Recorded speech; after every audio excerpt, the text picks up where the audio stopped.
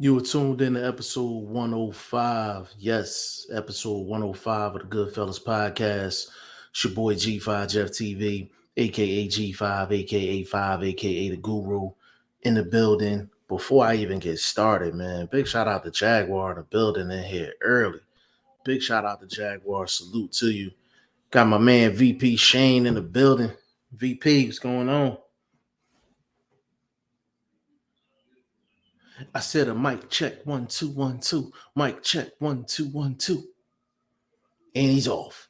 But VP Shane will be in here in just a moment, man. Big shout out to Boxing First Vlog, aka the General, aka Blunt, aka Blunt Bayless, aka Mr. 1K. He might be in here, he might not, but we gonna rock out how we rock out as always. But big shout out to everybody. Big shout out to Brennan Smith. Big shout out to Brennan Smith. Can I get a mic check 1 2 1 2 from my main man Shane?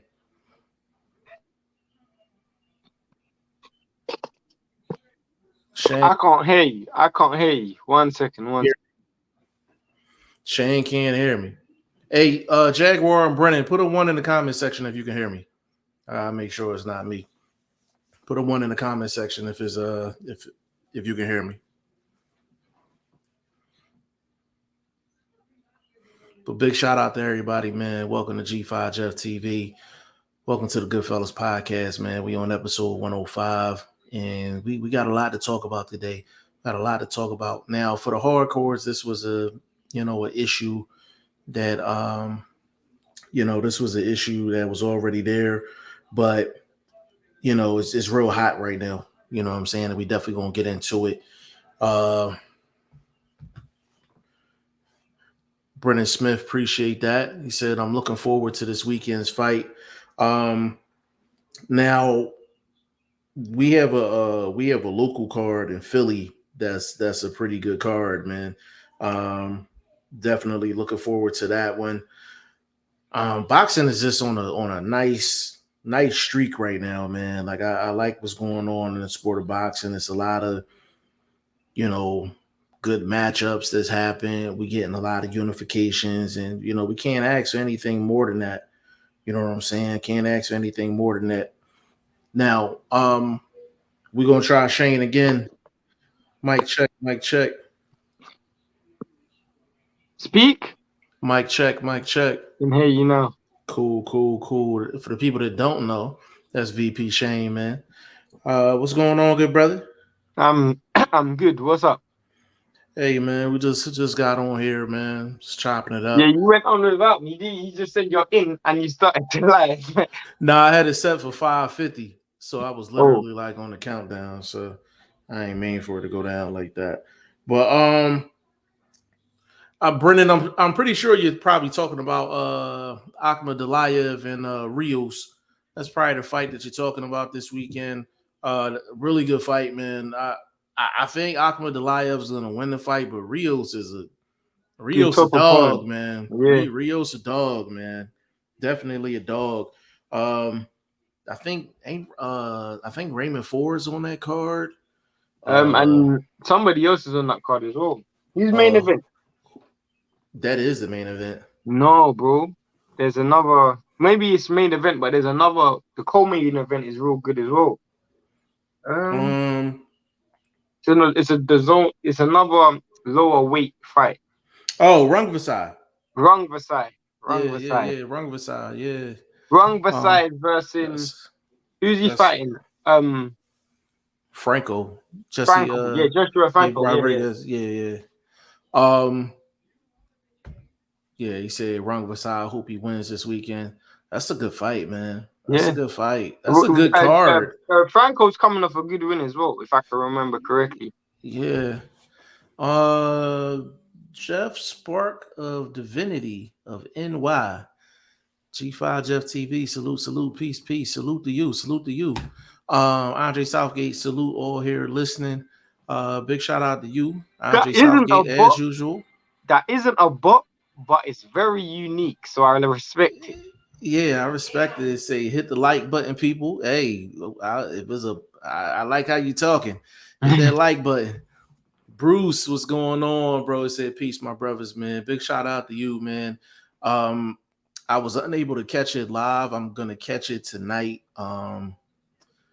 The interview you did with Tim Witherspoon, man, I'm real interested in hearing what Tim Witherspoon had to say and kind of how you approached that interview. So I'm definitely going to check that out tonight. I have off tonight, so I'm definitely going to catch up on a few things. So looking forward to that. If you're not subscribed to Bruce Gas channel, definitely go check that out.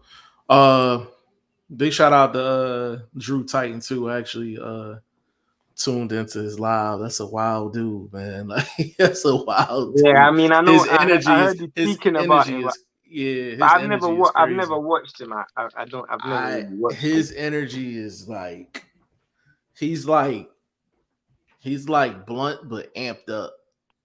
Like energy wise, like he's blunt but amped up. Like it's Good. that energy is crazy. I can Energy is assume he's crazy. got a good following as well. Oh yeah, his following is I don't know how many subs he has, but his live had like over 250 in there. So and they say that's a regular for him. So I was like, man, that's what's up. You know what I mean? Bruce Gas said we had a blast with Tim. Yeah, I'm really looking forward to listening to that, man. I'm really looking forward to it. Um, that's definitely a good look. But the hot topic right now, and I actually want to dig into it a little deeper than what the actual news is. Um, Basically, Tyson's Fury dad came out. Tyson Fury dad basically came out and said, like, yo, we're banned from going into the United States. Like, we can't travel to the United States because of the affiliation with Kinahan. And it was something we spoke about before, Shane, and we really didn't get like deep into it because it was like that we didn't want to kind of climb into that hole because I know what we were thinking, like, yo, we didn't want to get into like politics and like all this other stuff and we're not talking boxing. Mm-hmm. But I guess in a sense, I guess we kind of have to address this because where does the train stop at in terms of who can come to the States and who can't? Because I mean there's how you feel? that's a real good place to start. That's a real good place to start because I mean I was hearing that Jake Paul was supposed to be fighting Tommy Fury. Mm-hmm. I Mm-hmm. mean, where's that Yeah. fight going to take place? I mean, if Tyson Fury can't go in, I'm assuming Tommy can't go in. You know, Yeah. so that's another thing. And then you also got to look at the fact that anyone who's ever signed to MTK Global has some form of affiliation with uh Daniel Kinnan. So I'm just again, where does the line get drawn? Are we gonna stop coaches? I mean, I know Frank Warren has had fighters who signed with MTK Global. I know Eddie Hearn has had fighters signed with MTK Global. I know, you know, I mean, Bob Arum has personally paid paychecks to, and ESPN has personally paid paychecks to Daniel Kinnan. So where are we drawing the line? Are we kicking people out of the country as well? I mean, I are really we? don't know. Are It's real murky, man. It's Yeah, real I murky. actually want to bring up I actually want to read this article that I seen. Um, let's see.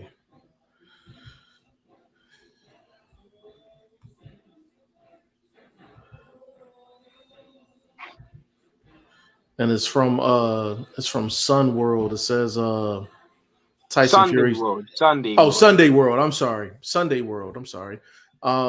And it says Tyson Fury's dad admits he and Tyson are banned from U.S. due to Kinahan crackdown. Well, I mean, Tyson Fury. This funny Tyson Fury's dad said that because Tyson Fury was banned. Tyson Fury's dad was banned from America before the Daniel Kinahan stuff came up. Because if you Yeah, guys remember, he wasn't there for all three of the Wilder fights because correct. he had a prior drug and illegal criminal convictions, which I don't need to go into. Him and Peter Fury, his brothers, have a historical criminal background, which is well documented on Google you can type in. It's very easy to find. Yeah, So neither of them could enter America before the whole Daniel Kinahan stuff. yeah, But again, where do you draw the line? I mean, yeah, where do you draw the line? yeah. So let's actually read this. John said we can't travel. Tommy hasn't got a team. His team members are not allowed in America at the present point of time. So Madison Square Garden, mate, ain't accessible for us, is it? Then it says this article's by Adele Hughes. Tyson Fury's father, John, has revealed he and other members of Tyson's boxing star brother Tommy's team are banned from entering the U.S. due to Tyson's links to mob boss Daniel Kinahan. In a video posted online addressing YouTube return boxer Jake Paul, John said, "We can't travel." You know what I think's happening here. Sorry to cut you off, Jim. Mhm. You know what I think's happening here. I feel like this is just, when you miss the ball on something, you tend to overcompensate in your cover up. Because to me, the whole entire American market, they allowed this man's company to come into boxing and have a massive involvement with fighters and promotions and TV companies. If you had done your due diligence in the first place, we wouldn't be in this position. Because me and Jeff knows, and if you've been following boxing long enough, you would know that Daniel Kinahan's ties has been in boxing for a while, and his background is well documented. So if the American market, however you want to look at it, whether it's ESPN, whether it's the Top Rank, whether it's any investigation company that's allowed this man's business to exist in America, if they had done their due diligence in the first place, this wouldn't even have happened. Yeah, I'm gonna get to that in a second. Let me get through the rest of this. I definitely want to touch on that. Um, Jake Paul and Tommy were due to spar last December, but Tommy was forced to pull out due to injury. Jake took to Twitter today to demand Tommy fight him on August 6th in Madison Square Garden. Tommy Fury, you pulled out last year. He wrote, "Then you agree to fight me now, but your dad is trying to pull you out again. We've given you everything you asked for: 2 million purse, VADA testing, tampons. You have 24 hours to clear this up, or I will never give you this opportunity again." Responding, John Fury said, "We want this fight with you, Jake, because we know we can beat you, mate." John then offers to take less money to hold the fight in any other country. "If you want this fight, my friend, you've got it, but we can't take it in America. But we will negotiate less money to fight elsewhere in the world. Yeah, you can have it on the 6th of August, but it's got to be not in America because all us, I'll be honest with you, are suspended and banned for life. I can't get to you at all. Tyson can't get to you because he's got a few issues at the moment. So Tommy's got no team." Finish this up. Tyson Fury was refused entry to the U.S. for the first time last Friday after he booked a flight from the U.K. In a huge blow to his fighting career, he was informed he would not be granted entry stateside as he attempted to distance himself from the mob boss. Despite posting social media pictures of himself in Miami in recent days, Fury has not entered the U.S. since his former fight fixer Daniel Kinahan was sanctioned by the U.S. Treasury in April. Over 600 people, including the world heavyweight champion, are banned from entering the U.S. at present because of their direct association with drug boss Daniel Kinahan. Now, the key in that article for me, it said over 600 people. That is a lot of people. Facts. Facts. That is a lot of people. And But what I want to know is, why is this so? Why are the US, and I wish YSM was here, and hopefully YSM gets on the live at some point. I hope he can come on, because why are the US government taking this isolated incident so personal? I don't. Let's get through the comments first. I actually want to touch on the last two things you said. Jeff Spark said Drew Titan LLC shouted you out. Yeah. Nah. Big shout out to Drew Titan, man. Like his, like I'm gonna keep it real. Like that might have been like I've heard about Drew Titan and I've seen like videos. That was like my first time actually like watching this live, and he is Personally, I hadn't heard about him until yeah someone put him in the comment he's section. turned he's his energy is turned all the way up, man. All the way up, man. Big shout out to him. Andre Southgate, salute Bruce. We'll check it out for sure. Brennan, the PBC needs to get Isaac Pitbull Cruz a fight. I mean, he's been pretty busy. He's been Didn't he real just busy. fight Gamboa? Yeah, he's been real busy, bro. And he just fought Tank. Like he's been hella busy. They've been doing right by him, to be honest with you. Brennan, if Fury don't fight the winner, AJ or Usyk, I don't care about him, and I'm a big fan of Fury. I'll get into that in a minute. Bruce, saluting Andre Southgate. My son, Chris G in the building said USA wants their cut. Laughing. Nothing about being ethical, Andre. It's not a good look for sure. There was always something with Fury. All right, so let me get into this. So, I'm gonna give people a little insight on how the U.S. operates in terms of the government, criminal activity, things like that.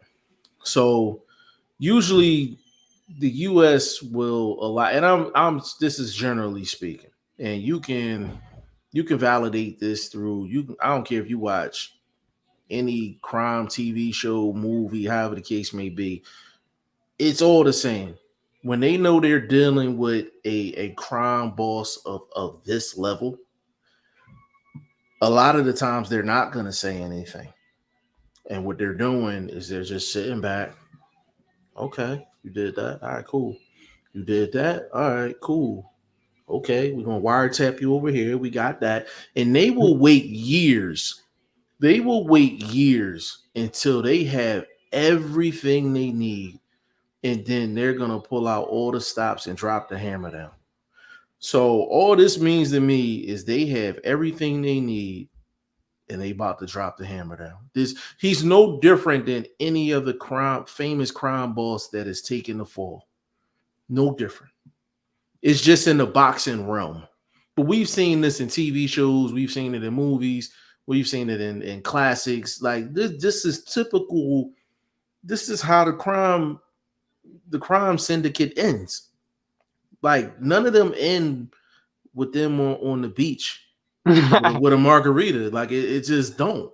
You understand what I'm saying? Like it doesn't. So that's what it is for me. This is my confusion, because is there a warrant for Daniel Kinahan's arrest? No, there's not. So it's so here's the thing. So to get a dude like that, and again, this is generally speaking, I'm not trying to act like I'm some lawyer here, but the first thing that a government does when they're trying to track down somebody is they try to cut their lifeline in terms of funds. They try to cut it. They try to cut it as much as possible. Next best thing is going to be the travel. So if you cut the travel, then you cut everybody that he's affiliated with, their travel as well.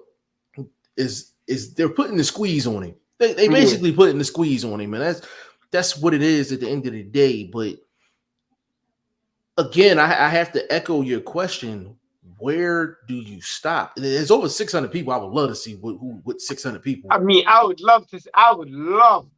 literally love to see the 600 people that are. Are any of them US? I mean, these are the key questions that I don't know. But again, I'm just like, to me, when it comes to Daniel Kinahan, I'm not aware that he's like, that I don't know if they want to arrest him, lock him up, but I'm not aware of any laws, because Daniel Kinahan hasn't been in America for years, from what I know, from what I've been told, so I'm not aware of any of his, of any laws that he's broken in America per se. I know this dude is he's supposed to be a cartel boss or whatever, and or mob boss or however you want to paint the picture. But I'm just wondering why America's taking it so personal. That's what I don't understand. I don't think it's I don't think it's personal. I It don't seems that way because I yeah, haven't seen any country take this amount of measures to stop someone who hasn't had any effect in their country. yeah, I so I when he first started dealing with Top Rank and started dealing with ESPN and all of that, and I was like, this is before anything happened. I was like, this is the worst thing this is the worst approach he could take. I said it's the worst approach that he can take because I'm like, you're putting yourself on center stage for everyone to see. And then it's not just as ESPN, is who owns ESPN is Disney. Disney is probably one of the top 10 companies in the world. Like, you know what I'm saying? Like, no matter what country you're in, you know what I'm saying? So, him putting himself in the middle of all that, it just brought a big spotlight um to his name, to everything that's around him. So I don't think it's personal. I just think it's something. I think it's something government wise. Like he's been put on their radar for a reason. I don't know what the reason is. Now, Shane, that part might be personal. I don't know. I mean, I have a theory. I mean, my theory is very basic in a sense that Bob Arum, who's a American lawyer, you know, he is associated with ESPN, Mm-hmm. and I guess they've taken it personal in the sense that, as you said, Disney by default because they own ESPN have been Mm-hmm. funding a cartel boss, have been funding a known criminal. I don't want to say he's a criminal, but that's the narrative. An Alleged. alleged criminal, sorry, not a known criminal. They've been funding an alleged criminal. And I feel like a company with that level of reputation refuse to be associated with someone like that. So if I've been associated with someone like that, the only way I can detach myself and almost correct my wrong, right my wrong, is hang this dude out to dry. So let me give you an example. In the eyes of the law, if me and you been being on the streets doing all forms of illegal activity, bro, we could be selling narcotics, we could be prostituting females, whatever we're doing, killing people, whatever we're doing. The best way for me to um detach myself from Jeff and distance myself from Jeff is let this dude go out there and hang to dry, which means that might mean snitching on this dude, that might mean turning my back on him, that might mean giving up information, whatever it takes just to detach myself from this individual to prove that there is no tie between us. I'm just going to throw this dude under the bus. And it could be a case of because ESPN, because Top Rank, because Disney, because all of these companies who he's been in cahoots with has been done business with him, they've now decided to throw him under the bus and detach themselves from him. That could be the case. Well, the thing with that is, I and it still goes back to where do you stop it? Like, where do you stop it? Like, so just ride with me on this one. So throughout the history of boxing, we all know boxing is far from a clean sport. I mean, you could triple rinse it and it wouldn't be clean. You know what I mean? Put it through the dry cleaners, it's still not going to be clean. And all of the, without mentioning names, of course, like all of the big boys have those ties. Let's just keep it a bean. All of those people that are big in the game has those type of ties in some way, shape, or form. And all of these big companies are affiliated.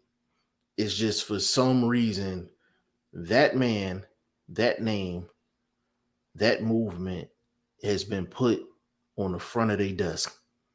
And that's really the difference. But we've had sketchy people. We had sketchy people in the 2000s. We had sketchy people in the 90s, the 80s, the 70s, the 60s, the 50s, 40s. It's been like that from the jump. People got to realize Mike Tyson manager was Donald Trump. Like, But that's not even let that. let That's not let that. even that. But you That's know not what even his. that bad though, But you know what because his Donald Trump affiliation is is, though. at least he's an uh But a you know his. law-abiding citizen, I Yeah, assume. but you know his affiliate. You know who his affiliation is with? No, The Russians. I mean this dude was the prime minister of or president of America, so I mean, That's what I'm saying. Like it comes down to the reason I'm saying is it's I'm not gonna say it's personal. I'm gonna say it's top priority, and the government chooses what is top priority for them and what's not. And there's a lot of things that's worth being top priority, but they so only choose certain ones.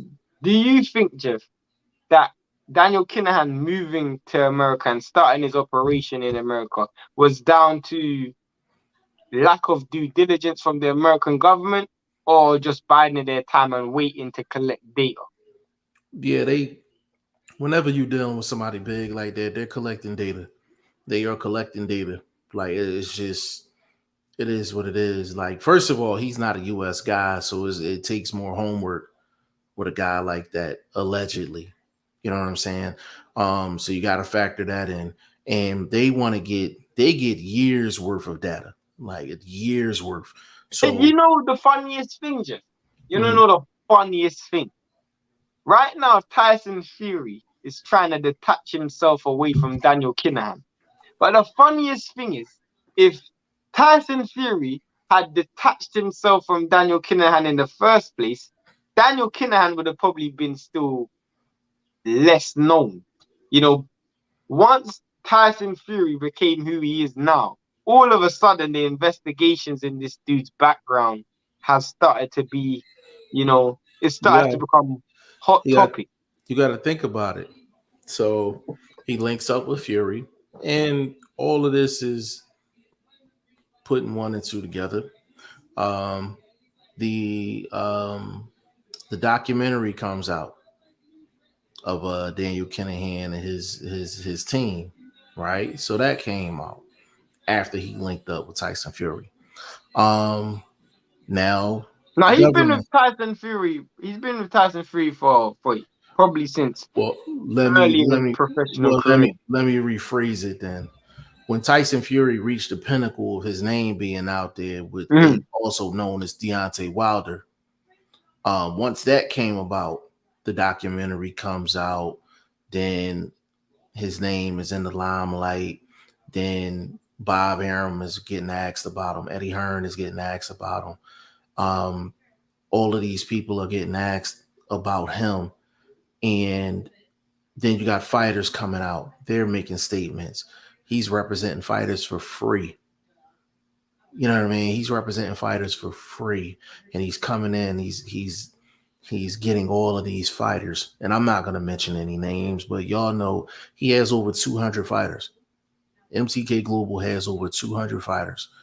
And the thing about it is, all of that sounds good in terms of your company, but where I'm from and how I grew up, like you don't do dirt and then go live afterwards.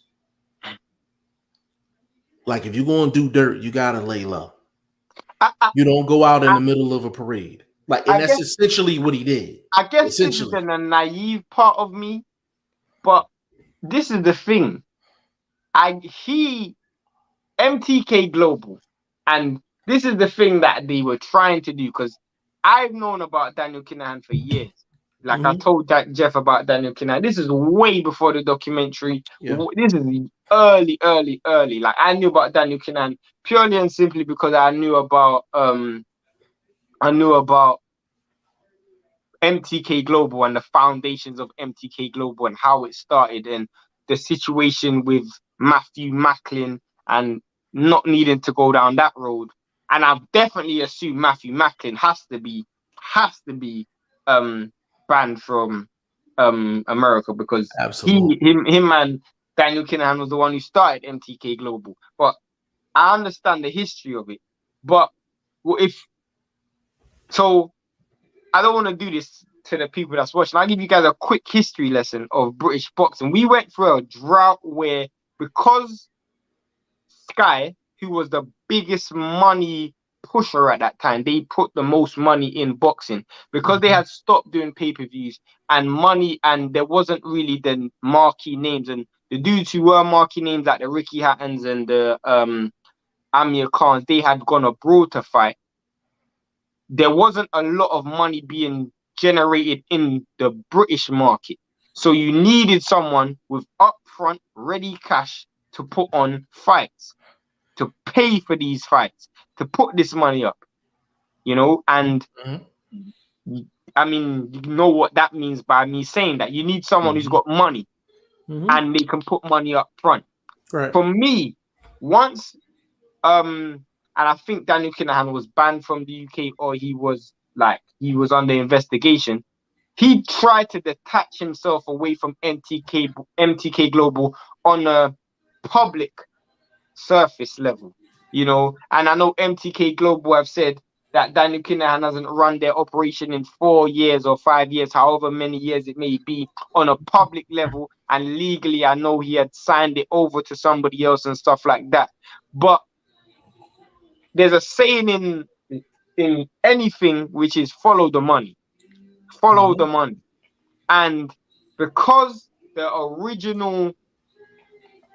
foundation of your company is built on questionable funds, now everything else after that point now has to come into question. But the problem that I have in this situation is the fact that I would say Daniel Kinahan has tried his best to stay out of the public eye.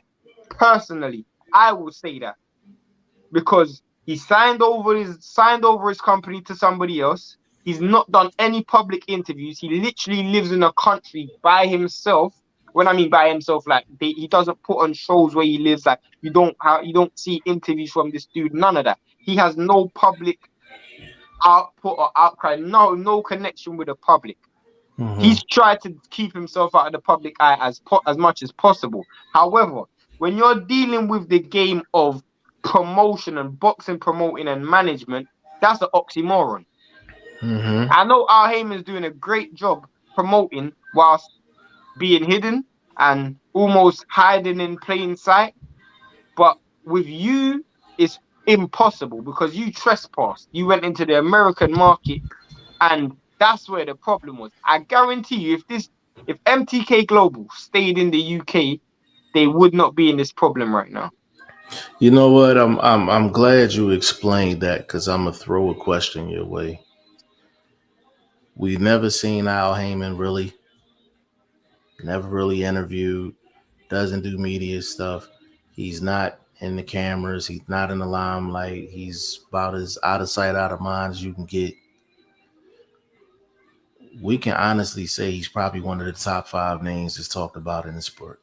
Facts. Even with that being the case. Facts. So sometimes you can do everything humanly possible to stay out of their way, but sometimes that works against you, because people don't know about you, they're going to start digging to find out about you, which is Why? going to actually Why are be you more not in the attention. public eye? Why Why? are you not Why exactly? did you decide to make this conscious decision to detach yourself away from the public media and away from the public eye? There has to be a conscious reason for that. And the moment they start asking those questions, why is Daniel Kinahan, the person who everybody says is responsible for Tyson Fury's career, and everybody else who's at MTK Global, never in the public eye? Once they start doing just about that much of investigating, they could start seeing that it's more than questionable. Yeah, it's having an adverse effect on what his real intention was, Yeah, because him signing over stuff and all that. I mean, that's that allegedly. That's gangster 101. I mean, you're trying to clean up, trying to you become a silent partner. Like we get it. Like we understand. Like we get it. Yeah, But I know that. We know that. We know yeah, that. we know We know that. that. That's cool. But at the end of the day, for some reason, his name is on the front of the government's desk, and usually, if your name is in front of the government's desk, they usually get their guy. They usually get their guy. So How do you think this is gonna end? I don't know, bro. I don't know, man. I'm more fascinated with what's the ramifications of the fighters that was underneath them. Are they a part of the 600? Are they going to be I restricted in mean, some way, shape, or you form? have Like to what? you have to ask that question because if You Tyson have Fury to. is being banned and he was a fighter of Daniel Kinahan, why isn't everybody else being banned? But at the same time, could that be because of his public endorsement of Daniel Kinahan? Could that be the reason?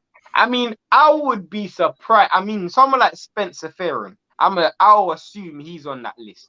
I'll Yeah, assume. gotta be. Gotta be. Uh, I remember hearing someone say Kugan Cassius is banned from America, and Coogan is it probably would on that make list. sense because I haven't seen him do any IFL TV interviews in America. He done the IFL he sends people over, but he personally isn't there. He doesn't come over right. So I I assume he's one. I mean, another person who I've been told, but I don't know, and I've been told by a good source that Ben Davison is another one who's banned from America. And why I say I've been told by good sources because I know Ben Davison wasn't in the Devin Haney camp, even when they were training in America. So that's another thing. But I mean, Yeah, bro, and you know what? And this is me being strictly a conspiracy theorist. Strictly a conspiracy theorist. A lot of people are talking about why Spence and Crawford is not done. A lot of people are talking about Spence and Crawford's not I done. don't think that's the reason. I don't know, bro. I, I don't I, know. I'll Nah, keep you it. got to think about. Actually, you know what, bro? You can think about Don't it this way. Think go about it ahead, this Jeff. way. Think about it this way, bro. You and I know the connection, right?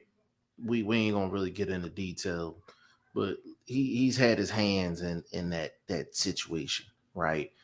Um, the fight should have been done by now, right? The fight should have been done. So if we're following the money, we're following the trail. You got to think what fighters under MTK has actually had action over the past 2 months.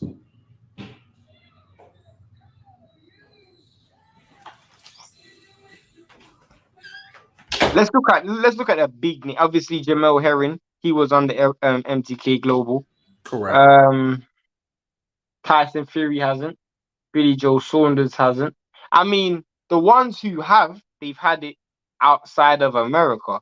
I mean, to build off that, Jeff, because you brought up a good point. Now you make me question that statement. With when it comes to the America, because that's a hard question to answer. That is a difficult question to answer. But it makes you wonder though. 100%. It 100% does. Because I'm gonna start asking you this question. Look how much fights Top Rank are deciding to do abroad. They're willing to send Beterbiev abroad. They sent Inoue abroad. They sent Josh Taylor abroad. I mean, a lot of you gotta ask questions of why. I mean, obviously they're American fighters. They're gonna keep in America, but I'm just wondering why there's just such a willingness. I mean, willingness just to send their fighters abroad. I'm a double back, and I'm a follow that up with another follow up. Um, Bob Arum had a chance to go to the UK recently. He decided not to go. When? He was in Australia, correct? Okay. He was in Australia, but there was a there was a fight in the UK. Um, he's it's been about maybe about 2-3 times over the past couple of months. I, Somebody on top rank. I'm pretty sure you're right. I'm pretty sure you're I right. just the I name just is can't slipping think me of right the now. dome. Yeah, I the mean, I'm name's pretty sure slipping me you're right right. now. I was thinking about it. I was thinking about it earlier today, and I'm like, Bob Arum hasn't touched foot in the UK in a while. If you think about it, Probably since the Fury fight. yeah, he hasn't been there. Yeah, he hasn't been there since the Fury fight. He has not been in the UK at And all. since the Fury fight, Fury ain't been in America. Right. So that's what I'm saying. Like it's just it goes back to, and we're not trying to sound like investigators or anything like that. What we're trying to do is how far are they going with the ban? Like, is U.S. fighters involved? Um, I mean, what if a U.S. fighter wanted to travel from Texas to Florida? Are they I mean, banned? Like, you know what I mean? again, I feel like it's more about the public endorsement of him. But then Bob Arum should be in. Bob Arum has taken pictures with this dude. This dude has said he has no legal ties with him, but he's paid this dude. Right. And I think So everyone is paid. Everyone is paid this dude to a certain extent. Everyone is paid him to a certain extent. Like I like it's so many another American thing is fighters. what benefits? Because he's a manager. He was a manager and he managed fighters' careers. But I'm just really wondering what benefits a lot of these fighters were getting, because that might answer the question. What benefits Well, were they getting being signed to MTK Global? Because I can answer that. I could definitely answer that. go ahead, Like, but when you answer that, this could then answer why certain fighters may be banned from America and certain fighters aren't. well, it's the same reason why everybody signs with Al. Is like you want to sign with the guy that has the most power. You want to sign with the guy that has the most pull. You want to sign with the guy that has the most money. That's what it is. Like that's I why you mean, sign with an MTK Global. it's crazy because and it's unfortunate for me personally, and I'm talking about on a personal level. MTK Global used to send me to events, send me invites to events all the So, time. bro, so let me follow up on that. Just because the seed in the soil might have been a little tainted, don't mean that the operations wasn't legit when everything grew out of the soil. Mm-hmm. You understand what I'm saying? So it wasn't like MTK was a shell company that wasn't operating.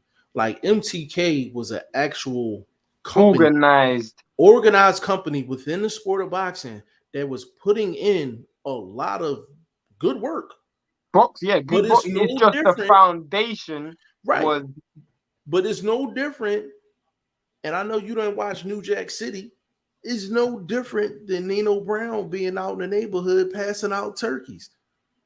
It's a good gesture. He's helping a lot of people out. But the seed is bad. You understand what I'm Where did you saying? get that money to buy the turkeys? Exactly. And I forgot who it was. I think it was a rapper. He was just like, he said, I never understood a Thanksgiving turkey drive and the turkeys are not cooked. He was like, if you giving it to homeless people, he said, how are they going to cook it? And it never hit me, yo. It never hit me. And I was like, yo, that is so true, yo. That is That so is so true. true. They was like, yo, like you got it. It has to be cooked. Like it has to be cooked. Like, you know what I But you know mean? what? You I can was like, apply that damn, you can apply that metaphorically to this boxing situation right correct, now. correct. As in the the turkey is a physical representation of an opportunity, of a platform, you Mm-hmm. know, and a lot of these dudes were given platforms and opportunities in a sense that weren't cooked. When I'm saying it weren't cooked, it wasn't, I mean, the foundations wasn't prepared properly, because you Right, see a lot of dudes now out of management contracts. You know, they didn't. It's not like with Al Heyman these dudes still have a certain level of, you know, Devin Haney Promotions. He has his own, even though he's not with Al Heyman, but Lions Only Promotions. You know, Tank Davis Promotions. You know, Mayweather had his own promotional company. Errol Spence's, like, you see what I'm saying? Like, they were able to build something for themselves. You know, right. you rarely see anyone with MTK Global. Like, look at Tyson Fury is the biggest boxing star in MTK Global. You don't see him start Tyson Fury's boxing. I mean, AJ started 258 management. You see my point?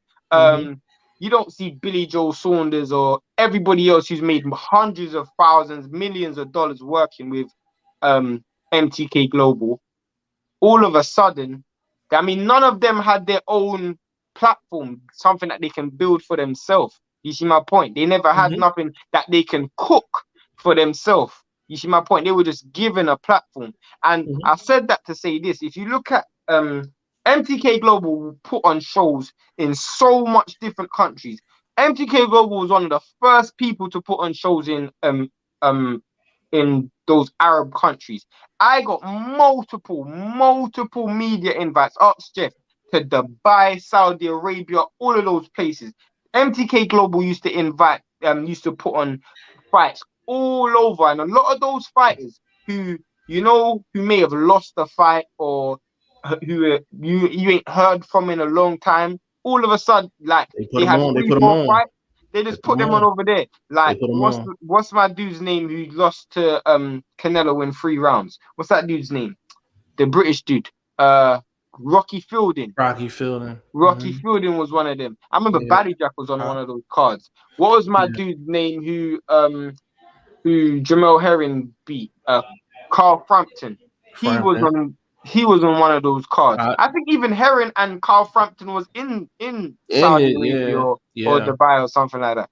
Yeah, and the thing is, like, Shane was getting invites on behalf of G5 Jeff TV. Yeah, facts. So that's a fact. Like, and I've never, I swear, I've never applied for accreditation for MTK. I've never applied. Global. Never once. Never applied. And that's when just, like off camera conversations, like when Shane told me that, I was just like, yo, like that don't happen for no reason. Like, you know what I'm saying? Like, it could have just been Shane. That was it. You know what I'm saying? I remember I went to one. I only went to one, which was the Josh Taylor one. I went to the Josh Taylor press conference. And that was another invite only one, and that was on the G5 Jeff TV. But I had been to so many events at that time. I was kind of I didn't want to really go down that road. So going to fights, like ask Jeff, I get invited to go fights. I even get invited to work for other companies to go fights. Like literally, I swear. Even YSM will ask me to go fights. YSM will tell you I really don't have the interest in going to fights like that. I've done it. I went down that road, but it's just one of those things where, like, MTK Global are running a fully fledged working operation. It was working. They had a lot of fighters, and to keep it real, bro, if this didn't happen, there's a high chance they could have taken over some real big fights. Because who's to say that they couldn't work with a Canelo? I mean, they co-worked with Canelo for Billy Joe Saunders. Yeah, 100%. They worked with Wilder and Fury. That's a big fight. They could have easily had their hands in the pot of Errol Spence and Terence Crawford. And I'm probably not supposed to say it, but I'm gonna say it anyways. Hands was in it in a sense. You know what I'm saying? I mean, the reason why this makes sense is because you gotta understand a lot of ESPN, Top Rank, The Zone, and they don't want to put money in something if they're gonna lose. When you're a kingpin, you want to find any way to put your money in so you can clean this. You will put your money in anything. So it's easy for this dude Daniel Kinnan to put in $1 million, 10 million into boxing, because at the end of the day, I need to find a way to clean this money because this money ain't legal. Yeah, and that's the thing. Like, it's really about cleaning. Like, boxing in a sense has been a laundromat for a lot of people. You know what I'm saying? Facts. Whether it's been through illegal gambling or management, promotion, anyway. I get you. Yeah, definitely. I mean, Don King came into this Don King Don King came into this illegally, under Yeah, that like same it's. premise. I don't listen. I don't know anybody that works in boxing that got a 9 to 5, and I'm just gonna leave it there. I just don't. Not in the man. Not in the promoter realm. Nah, Promoter definitely not. Definitely not. high name manager realm is too dirt. Like I can't be a manager in boxing. I can't. Yeah, it's too I dog eat can't. dog. It's too Yeah, dirt. it's too. What you I do have for too much of fighters. a heart. I I have too mean, much of yeah, a heart. it's a nasty sport. But let me paint this picture for you.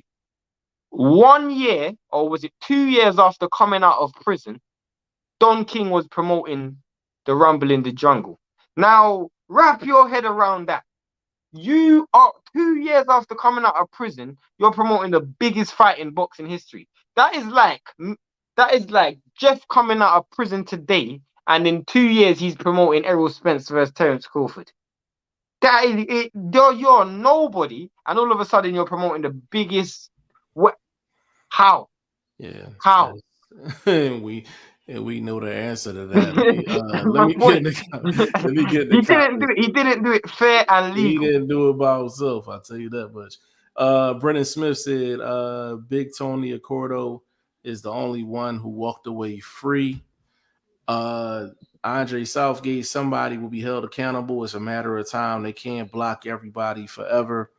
Uh, the quiet ones are always ones to look out for. The loudest ones in the room is the weakest in the room. That's a Right. fact. Burt Wood, I was told biting is illegal. He said a Frank Lucas line for sure, Burt, if that's what you're referring to. Yeah, that is a Frank Lucas line for sure. Burt Wood in the movie John Wick is MTK not dirty. John, I just, the thing that's crazy, bro. I just watched John Wick last night. Oh It's wow. crazy you said that. I literally watched John Wick last night. But Like I it's mean, crazy. to It's to crazy. to summarize everything, I mean, everybody's look. I mean, I'm sorry, we have to go to this.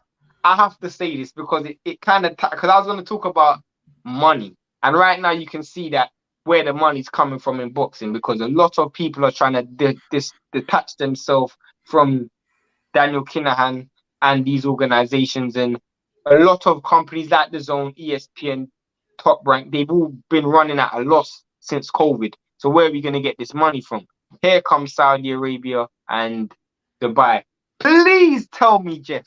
Please tell me you watched the press conference yesterday, bro. I seen snippets, but I didn't watch the whole thing. Bro, they done a press conference and a media workout. I'm sorry to say, and I'm one of the least people to say it, bro. I thought that was like slavery. I swear to God, bro. I thought that was like slavery, bro. Like if you Who watch, did the media workout? AJ done it, like he done a little media thing, but I meant, bro, it was it was like a slavery auction, bro. I'm like, it reminded me of Jack Johnson days. You know when you have the big black dude fighting in front of these rich people. I mean, there was no fans there, bro. It was just billionaires, or just a room full of like literally. Watch the press conference, bro.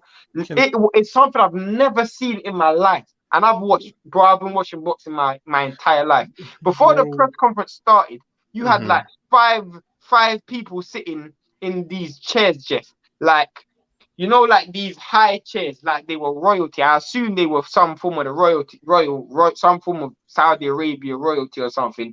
And they were Yeah, sitting in these chairs, and the person who was the MC, he gave the floor to them, let them speak, and then they introduced the fighters and Eddie Hearn and the promoters and all of that stuff. And everybody in that room was like billionaires, bro. Like you could just see nothing but shakes, nothing but billionaire shakes. I'm like, bro, this slyly feels like some, you know, and there's a scene in Django where you got two black dudes fighting, and then you got yeah. those I know you're rich talking dudes about. just watching them. Yeah, yeah. That's what I felt like that was, I bro. Like just a bunch of for my own entertainment, free bags full, sir. How high, sir? That's what I felt watching that. I'm like, bro, I this is literally boxing is supposed to bro. be for fans. This kind of removed the fan element out of it, the Yeah, whole pride element out of it. bro. Like it's crazy. I remember when I remember when Floyd Mayweather. It was at one point people were talking about he wasn't like broke, but he was like, kind of going wild with the bunny or whatever. And I remember him having an interview, and he basically was like, he got offers just to work out, just to do boxing gym stuff in front of billionaires, and they was gonna pay him millions of dollars Bro, just to sit and watch him.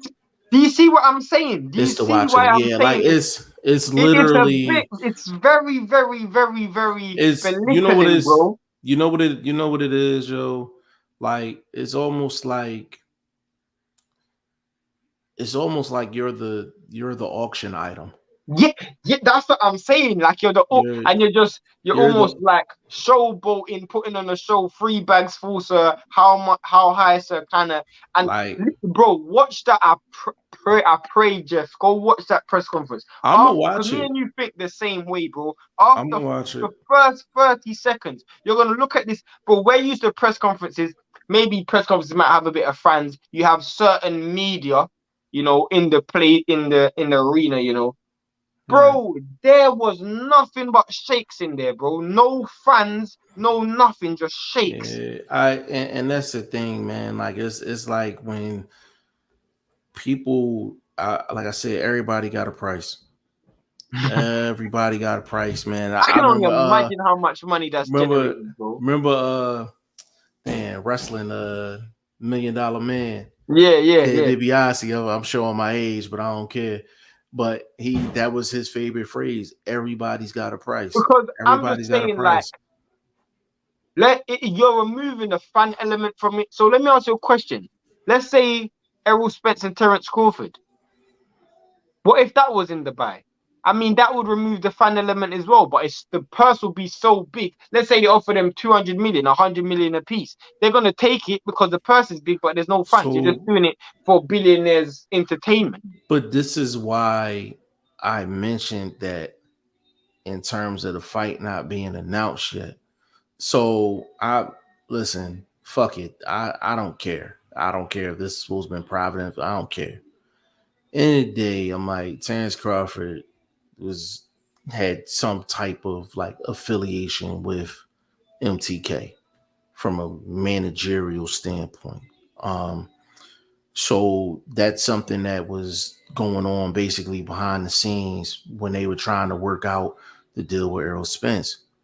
It's just me just putting one and two together. I do believe that Saudi might have been in play in regards to this fight. And if you think about, I'm gonna tell you why. I'm gonna tell you why for everybody start going all crazy and jumping all crazy.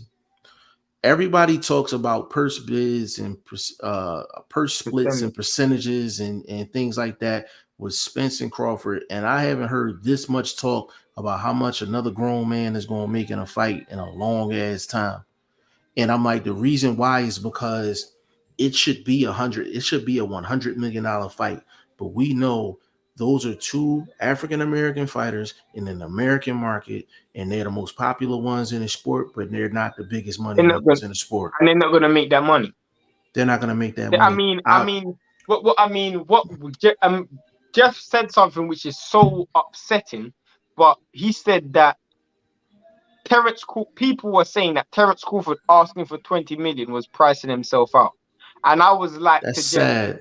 do you know how sad that is when Sad. I just saw Tyson Fury and Dylan White generate 42 million? So if if if if Terence Crawford is asking for 20 million for a fight that's supposed to be bigger than Dylan White and Tyson Fury. He's undercut himself, bro. Because let's say that fight's worth 50 million. 20% is you've undercut yourself 50-50. You've undercut 50-50. So you've given him the lion's share of the purse. But the problem is everybody in America, including Errol Spence fans, know that that fight doesn't generate enough money. Because if It's they on. if they if he asks for 20 million and Saudi Arabia are putting up the money, Errol Spence would give that in a heartbeat because he's getting at least 80 million easily. Mm-hmm. And That's the reason. That's the reason why this fight hasn't been made yet, because Spence is at the apex of his popularity. He's at the apex of his fighting career. Terrence Crawford, apex of his fighting career. His name, apex right now. Everything about this fight, and it's the premier fight to make in the sport. It could be one of the most significant fights in the last 10 years, maybe 20. maybe 20. But when you separate all of that and you pull out your calculator and you They get the don't add up. cash registered out, it doesn't add up. It doesn't add up. And you have to ask yourself why. And this is why I don't get into discussions with purse bids, and I'm Yeah, not purse bids, but purse splits yeah, when it split. comes down to Spence and Crawford. Because I'm like, a lot of the people that be talking about these purse splits is the reason why this money, this fight, is not going to generate Mhm. the money that it's Like supposed to even generate. Jeff is very consistent with that, because when Wilder was fighting AJ, Jeff said it's a $200 million fight. It don't matter about purse splits, bro. When you got $200 million on the table, I don't care how much the purse split is. That's $200 million. Now that didn't make sense to people, but all of a sudden Saudi Arabia came into question, and all of a sudden now people are seeing how it's very possible for it to be 200 million, maybe even plus. So Mhm. I agree with Jeff in the sense that no, when it comes to Errol Spence and Terence Crawford, there's no point getting involved in this purse split conversation. Now, I will ask you this though, Jeff. Do you think if Floyd was fighting now, he loves fighting in America? Do you think he would fight in Saudi? Hell yeah. Hell yeah. A Hold on pro now. fight, Hold I on mean, now. a pro fight. I'm gonna say no. I'm gonna say no. Why? He would only do an exhibition in Saudi, because no amount of money in the world is worth his record. That's his. That's his. That's his. But That's what his if they bread. put? But what if they put him having a fight in Saudi doesn't affect his record, does it? Yeah, it would if it's a real fight. Fair enough. Now, if he took a L against any of these exhibition dudes, it doesn't go against his record. His No, but record, I'm just saying, let's say he fought, let's say Amir Khan in Saudi Arabia. Do you think he would take that fight? nah, he would take that fight. I would take that fight. I would have a clear weight advantage, but I would take that fight, and I would like my chances. Yeah, I mean, that's something different. That's Now I'm different. just Like thinking to myself, because that I, is a possibility. That but the could thing have been is, a possibility. but Shane, the reasons why I'm saying he wouldn't do it has nothing to do with the money, though. It Yeah. has nothing to do with the money. Like, it's all about him being comfortable fighting in Vegas. He gets certain perks in Vegas that he doesn't get anywhere else, and it's home field. Like, it's home field. But if I put it to you like this, like if somebody told Floyd Mayweather, like, hey, um, you can earn $1 billion in the next 3 fights, but he got to fight Spence, Crawford, and Boots back to back to back, but he's guaranteed to make $1 billion. He's not gonna take it. No. He's not gonna take it because he cares about that O. That O is worth just as much money as he's worth in his mind. That's why he moves the way he moves. Like he will never fight a Spence type guy. He would never fight a Bud type guy. He would never fight a Boots type guy. All Like, right, he would never fight those guys. what, Never. what, what did you think? I don't know. Did you see the face off between Music and AJ? Yeah. What did you Yeah. think of that? I mean, a lot of people in the UK are paying that a lot of attention. Do you pay any attention? Because Mm, obviously they were looking at each other, and obviously I they were looking at the demeanors of each other. For one, for once in my life, I actually paid attention to the face to face. What did you? I'll tell you why I after. I did too. I did too. And I'm gonna tell you why from my end. both of them look like they had attitudes. But if you think about it, they've had a reason to have attitudes. Like Usyk is going back to his home country, and all of that is going on in his home country. So he has a reason to have an attitude. If you notice, he hasn't said anything about the belts. He hasn't said Nope. anything about being champion. None of that. Nope. He's dealing with something much bigger than that, which is going to put you in a foul mood. And you could tell he was in a foul mood. AJ, he's listening to people like me, Shane, and a bunch of other people.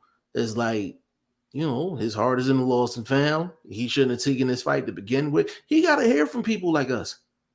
He got to hear from people like us. So that's gonna get under his skin.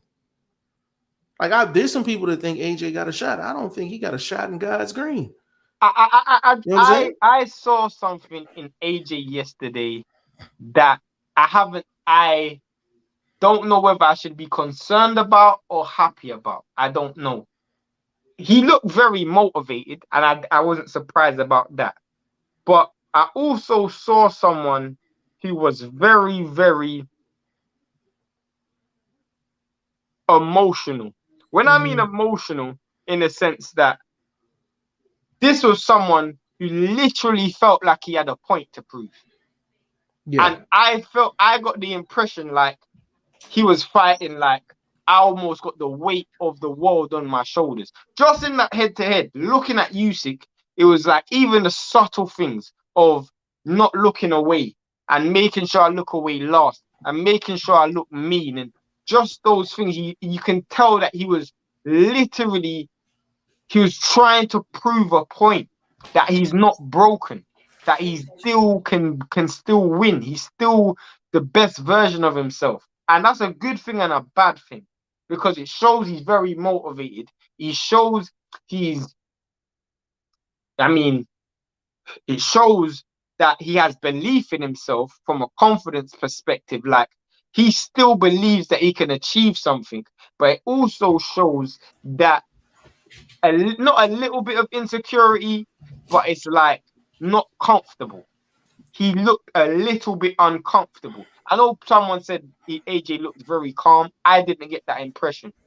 I thought he was calm in the first press conference and the first weigh-in. I thought he was calm in the first weigh-in against Ruiz. I saw when I saw him against Ruiz in the rematch, I saw a person who was very, very confident. Like he believed that he was gonna win the fight. He believed that with this game plan, it's gonna go right and win. I'm not saying he don't believe he's gonna win this fight, but I feel like he's got a lot to prove. He believes that he has a lot to prove, and that's what's worrying to me. Yeah, I don't think he stepped into any fight not thinking he was going to win the fight. This is the first time I've watched AJ walk into a fight, and I'm like, boxing wise, I'm like, ain't nothing he can do. He gonna have to land a money shot. And I've Yeah, never I've never looked at an AJ fight, him going up against anybody, Andy Ruiz, it don't matter. Klitschko, it don't matter. I never evaluated an AJ fight, and I was just like, just boxing wise, I'm like, there's if Usyk is on his B plus game, I'm like, it ain't a damn thing AJ can do. He's gonna have to catch Usyk in an exchange, and he's gonna have to capitalize on a moment. It's the only way he's gonna win this fight. He's not gonna win no 12-round boxing match. To be honest with you, he's not gonna win no 8-round war because his gas tank gonna go out. yeah. He has a 5-round limit. 5 rounds. He got 5 rounds to get it done. The hit Usyk was some big shit. And hold on, let me get this. Hold on, one more thing, Shane. One more thing. Even in the group chat, I think it might have been Will that put up a 45-second clip, and he was like, "This is the reason why AJ has a shot in that fight." I didn't respond to it, but I'm gonna respond to it now. What did he show? It was the 6th round of that fight when it was AJ's best round, but it was like the last minute of the round. And I'm like, out of it, this is what you really call like you're trying to find a silver lining any way you can.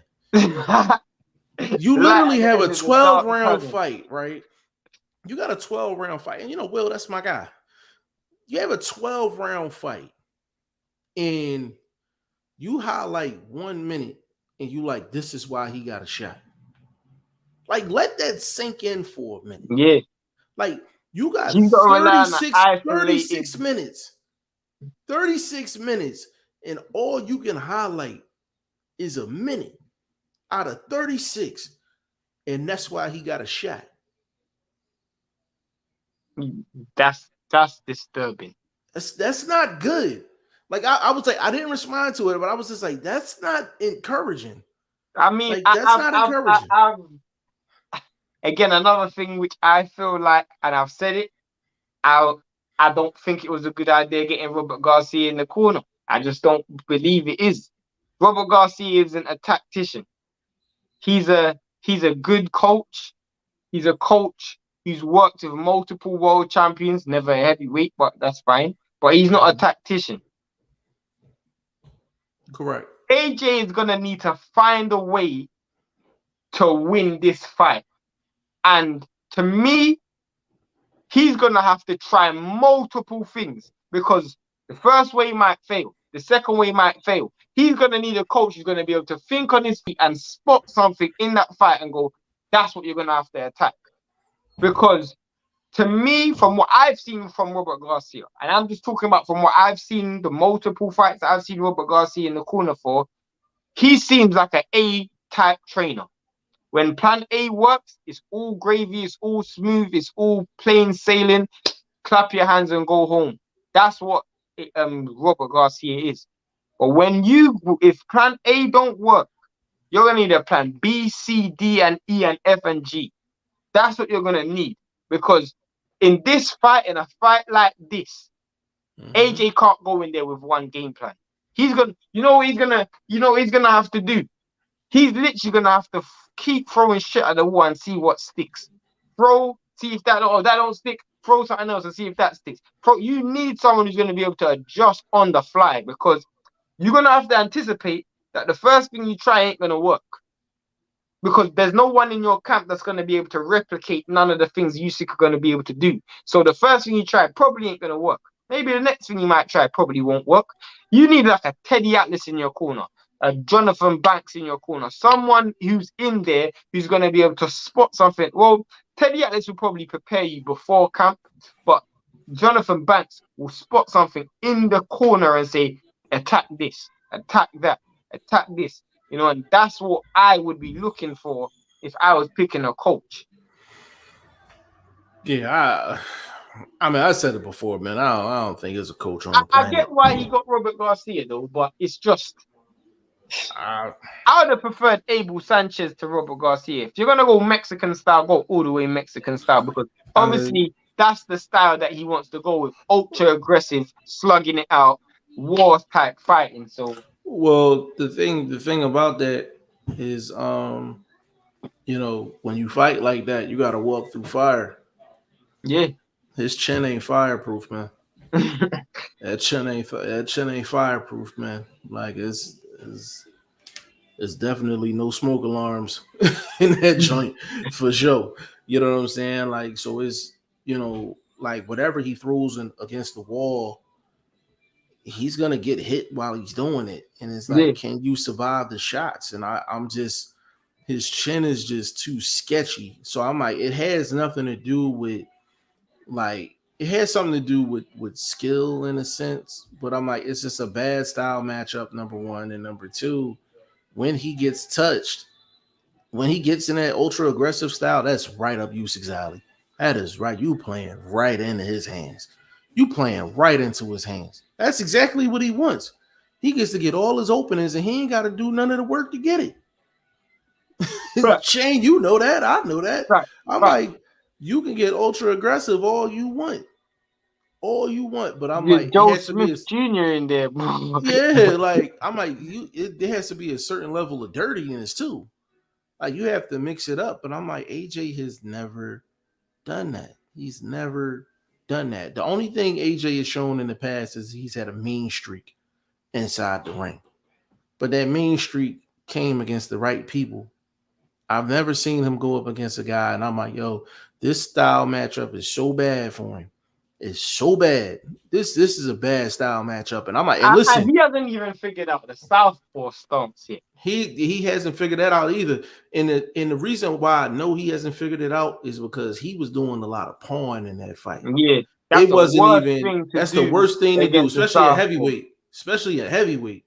Yeah, Like the worst thing you can with do your is heavy be feet, pawing. the paw, worst thing to do. That counter over the top is just there all the time. And every time he got caught, he was pawing with the right hand. That lead right hand, he was pawing with it, and Usyk was just coming right over the top. And you could tell he wasn't comfortable.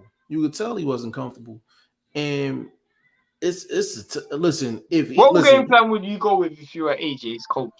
If you got the phone call right now and they said to you, Jeff, I need you to formulate a game plan, expose some of Usyk's weaknesses, and formulate a game plan to beat Usyk. What would you do?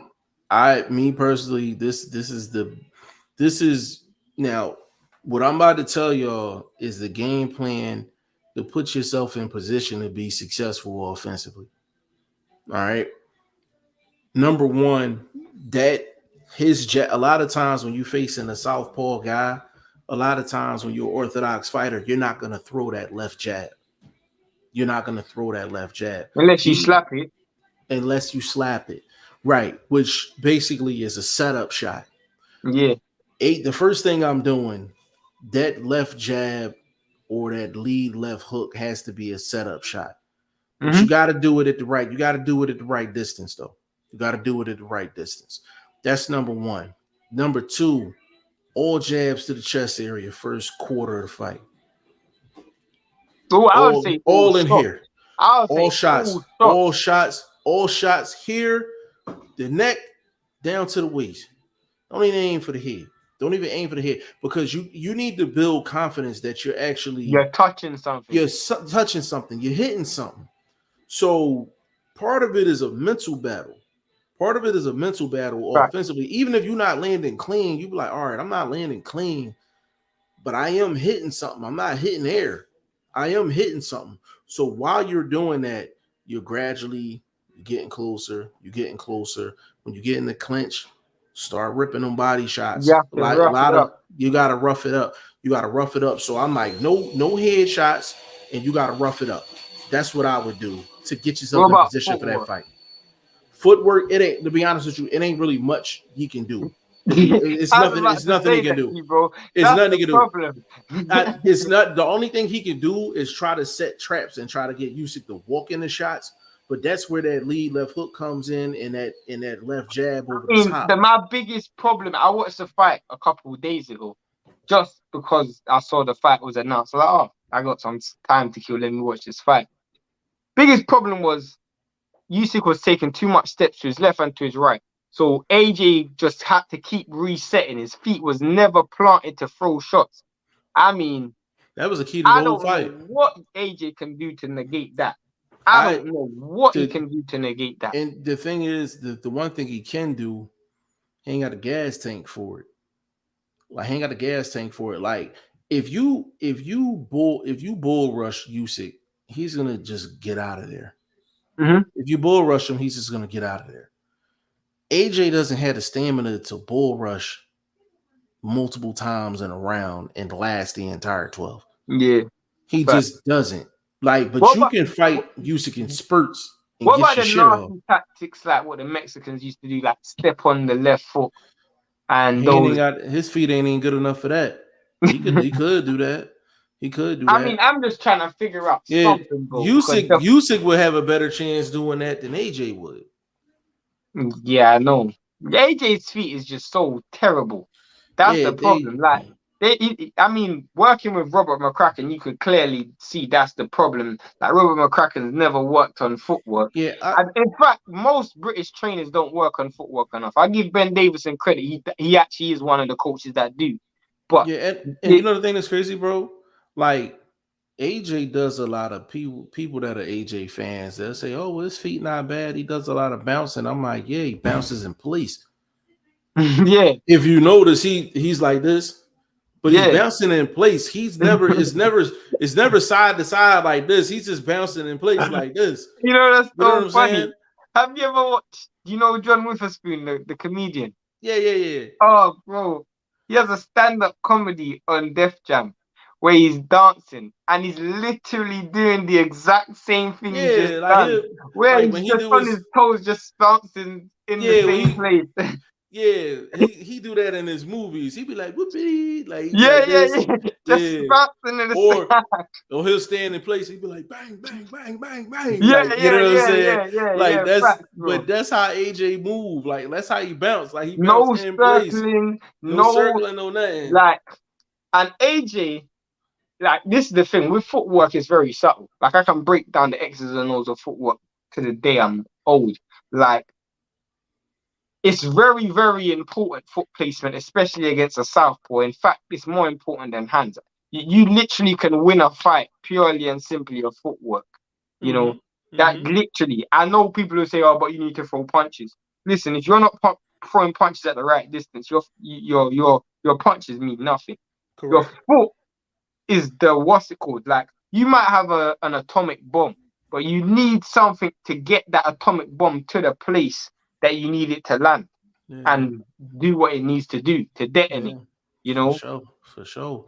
Burt Wood, he said G5 was John Wick 1, 2, or 3. They all badass. I was watching 3. Man.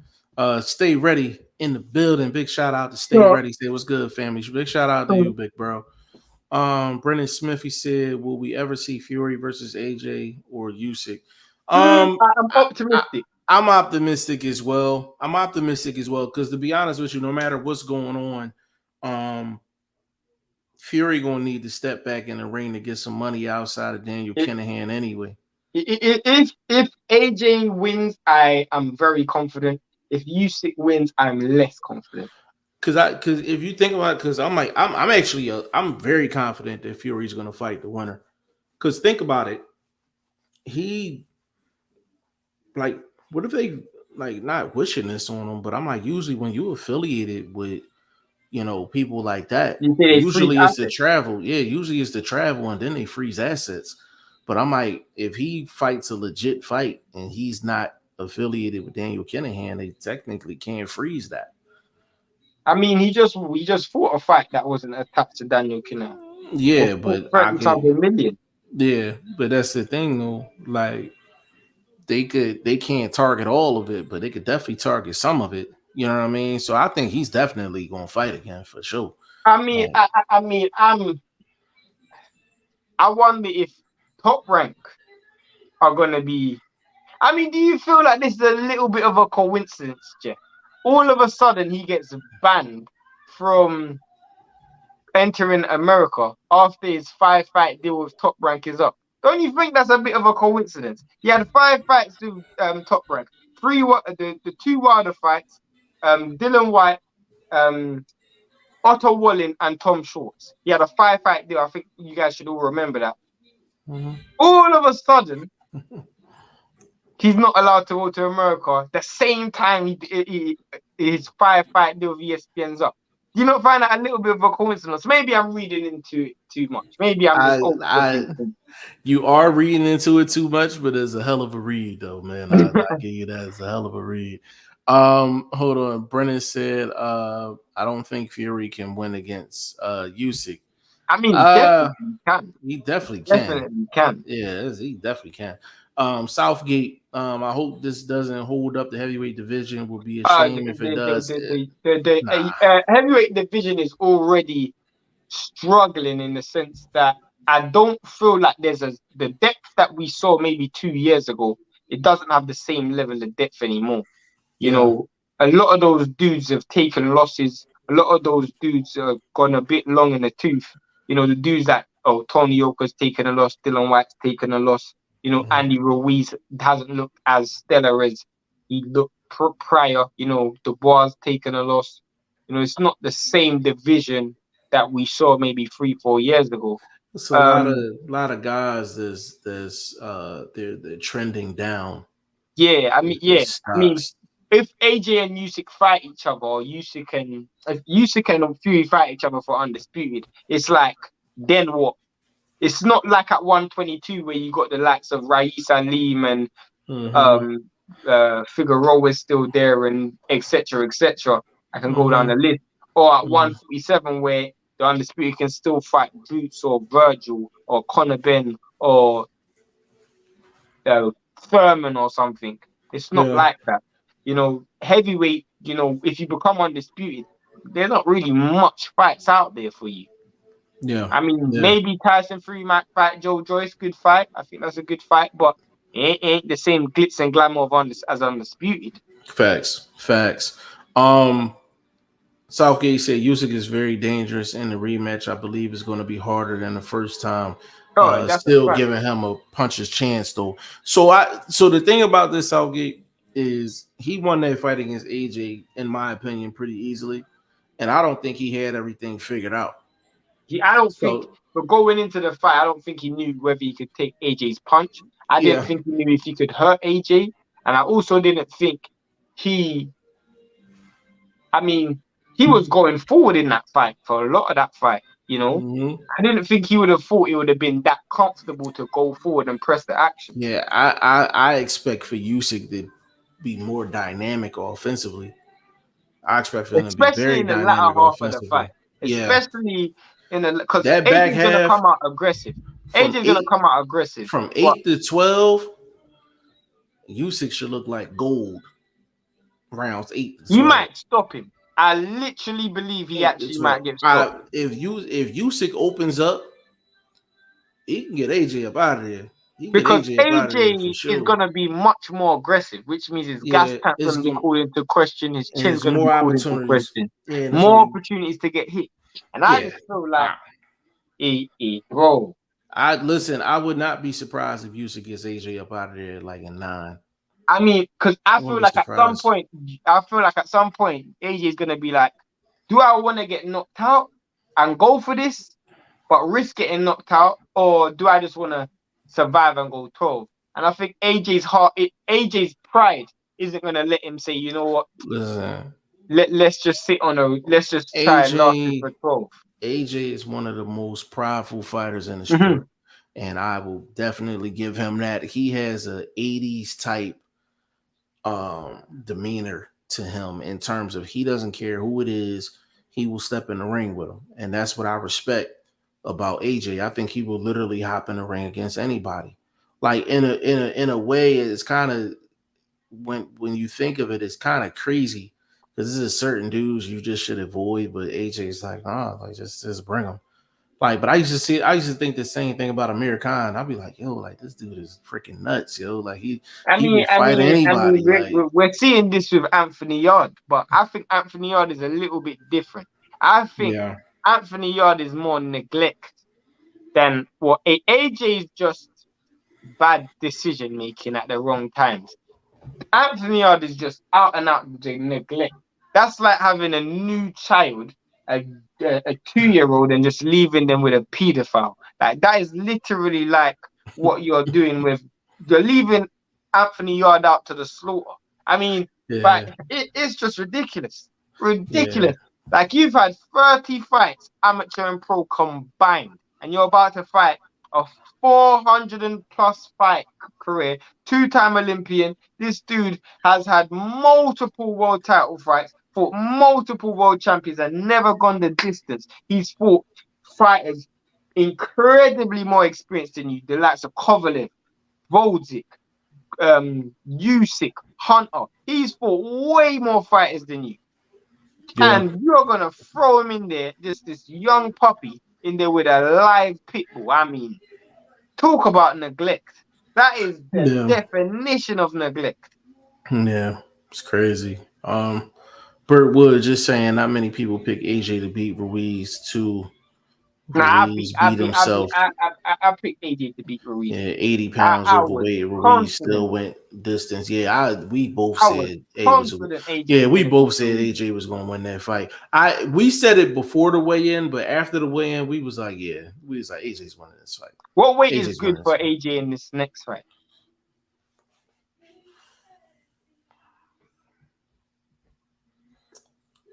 No more than 240.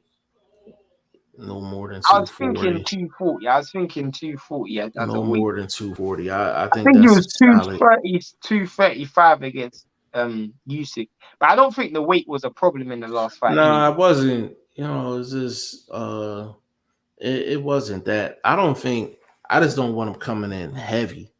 I think Like it's, but you the know that light, would be a problem. That yeah, would the be a problem. light, it's funny because it's like you don't want him coming in heavy, but the him being light is not going to better his chances either because his feet bad. I I just don't mean, want him heavy you because don't this is going want to make the. it I don't, worse. if he's too heavy, the gas tank's gonna go The quicker. gas tank is going to go. Like that's a fact. Gas tank is definitely going to I go. mean, So I want him lighter for that reason though, like just with to conserve Usyk, his gas tank. I think Usyk's probably gonna be somewhere around 220, like maybe 218, 220, between 218 and 224. I can see Usyk coming in around there. You know, and Yeah, I don't think that's a problem. I think yeah, he's I think he's done the heavyweight route the right way and put on the weight gradually. I think when he fought Witherspoon and Chisora, those were the times where he was slowly building up, acclimatizing him to the weight. And then I think he fought AJ at 220. So yeah. I he didn't and give up too much of a weight advantage anyway. the thing about AJ's gas tank that's concerning to me, which is the main reason why I think he's going to lose this fight. Um, Usyk didn't put no real body work in to kind of drain the No, battery. He didn't walk all around the ring. He was pretty much in in AJ's yeah, wheelhouse yeah. the entire time. Like they was literally just circling the ring, like right in the middle. So AJ's gas tank should have been fine because he didn't have to do a lot of searching. Usyk was right there in a They have sense. to throw. It was a very low output type fight. Yeah, so I there was no reason why it's no reason why the gas tank shouldn't have been higher, you know, for me anyway. Because I I'm mean, like, I've never Usyk didn't seen give him a AJ play reason. high speed chess neither. High speed chess is one of the hardest types of like it's one of the hardest things to do. You know, to play high speed chess. I mean, that's why I think Errol Spence is gonna lose to Crawford. And I was gonna say this to you the other day. I think Errol Spence is gonna lose to Crawford. And I'm I was 50-50, but now I'm 55-45. Because after I don't think Errol Spence can play high speed chess. I think he can play chess. I just don't think he can play high speed chess. Yeah, I think Spence, like I think in the first, to be honest with you, I might the Porter fight was high speed chess. Was it? I just think that was just an aggressive fight. It wasn't Yeah, really technical. but that's what made it. That's well, we can change it to a high speed fight. It was a high speed fight, It but was a high speed fight. I It don't think wasn't it was no chess. high speed wasn't too chess. much chess. It wasn't too much That's chess what I'm going on. saying. It was a That's what high I'm speed saying. fight. I'll agree with that. It was a high speed fight. I You know think what I'm this saying? fight is going to be high speed chess. Both dudes are going to have a mutual respect for each other, but they're going to want to get certain offensive things off without making mistakes. So they're going to have to set traps at a certain phonetic pace, worrying about what's coming back at them. I'll give you an example of I'll give you a recent. I'm trying to figure out a recent example of high speed chess. I can name off the dome, but I don't know if he had watched that fight. Um, Lomachenko Teofimo Lopez. Yeah. Yeah. Lomachenko Teofimo Lopez. That was a high speed chess match. You know, another high speed chess match. Let me think of one. Josh Taylor, Jose Ramirez, but that was more aggressive from Jose Ramirez. That wasn't really high speed chess. Um, I hmm, can lean more towards the chess side because it wasn't like a all out brawl no, neither. it wasn't. Yeah, it wasn't an all out It brawl was some neither. chess. It was some chess going on in there. I mean, what I always say was high speed chess. In fact, you have watched this fight. The number one fight I always say is high speed chess. Is if no one's ever watched this fight, go and watch it. You will know what I mean as soon as I say it. Brady's versus Usyk. That was the definition of high speed chess. Like you got Yeah. two known jabbers, known boxers who like to box, and they fought 80 punches around a piece. but they were throwing nothing but technical shots. No out and out aggression, just high speed chess. That's what that fight was. I Yeah, always that's one of the references I always use. yeah, facts, facts. Sir Antbo, what's going on? Play says salute to you, bro. Appreciate you stopping in. Burt Wood said G5 John Wick don't mess with a man, car, dog. That's a fact. 100% facts. I just the reason why I wanted to bring up this whole Fury thing is to really bring up the Usyk and AJ fight. To be honest with you, because I'm like it's really between them three at the end of the day right now, and I would they fight August 20th, August 5th. August 5th. Okay, they fight August 5th, and I think Usyk wins that fight. I think he wins that fight. I think he wins it in more impressive fashion than he did the first fight. He might get AJ up out of there. You know what I'm saying? If he opens up, he might get him up out of there. But the heavyweight division is just there's not a lot of guys that's trending up right now. Like Joe Joyce, but then Joe Joyce, he's but he hasn't been fighting in the ring in a Carlos. while. He's fighting Hammer. That is a terrible Yeah, fight. yeah. It's almost like that's like a stay busy fight.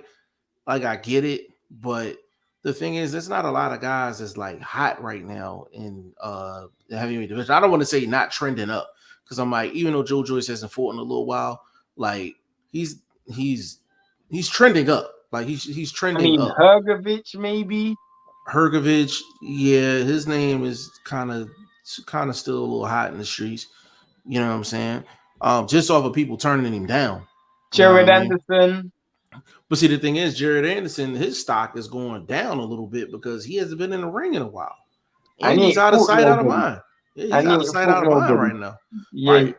He's out of sight, out of mind right now. So it's a lot of guys that's either just you're stagnant, like they're not hot and they're not cold neither. Like, it's just stagnant. You know what I I'm mean, I saying? was gonna say Joseph Parker, but after Junior Farr got knocked out, I really Yeah, you really gotta evaluate. You really gotta evaluate that victory. And to be honest with you, like I mean, we looking forward to speaking to Lucas Brown, Lucas Brown.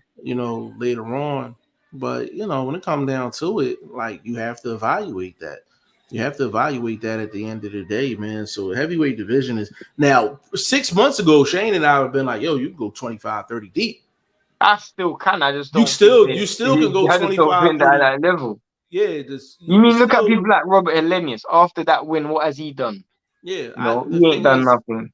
you can go 25, 30 deep, but I'm like a lot of those fights is watered down. Yeah, facts. You know what I'm Like saying? even Ruiz King Kong, they say he would win. I mean, that's a I tough to ask, but I'd probably lean towards Ruiz to be honest. yeah, that's a terrible fight, yo. I don't care what anybody says, yo. You think so? Not Hell that bad. yeah. It's not that bad. That's a bad fight, yo. That's a Why? bad fight. Because like what does it do? What does it do for Ruiz if he beats Ortiz? They're just gonna say he was an old Profile, ass dude. profile. They're just gonna say he was an old ass dude, right? But maybe it might set up a Wilder fight, him versus Wilder. I mean, that's the only benefit out of it. That's the only benefit out of I it because mean, I'm I like mean, PBC I don't mean, have that would be anybody, an amazing comeback fight for Wilder. bro. That's the outside of Wilder.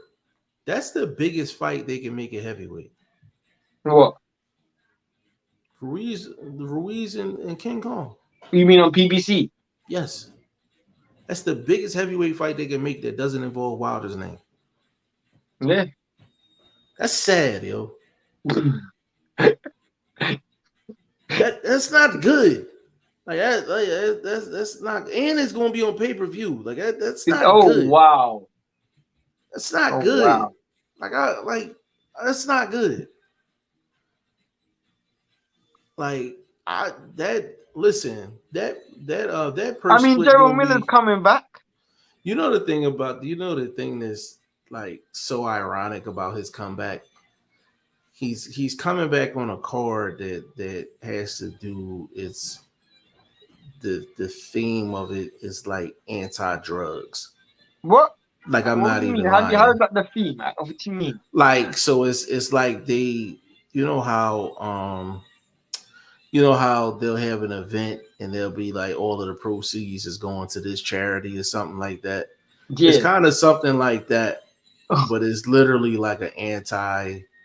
It's to support like an anti-drug campaign or something like that. Like dead serious. Someone Like done Google it. Google it. someone done that for Yeah, clout like being or joke. sarcastic or Yeah. just nah, like, but it's crazy. You know what I mean? Like it's really crazy out here. He said Ruiz versus King Kong, who will win. I'm leaning towards Ruiz.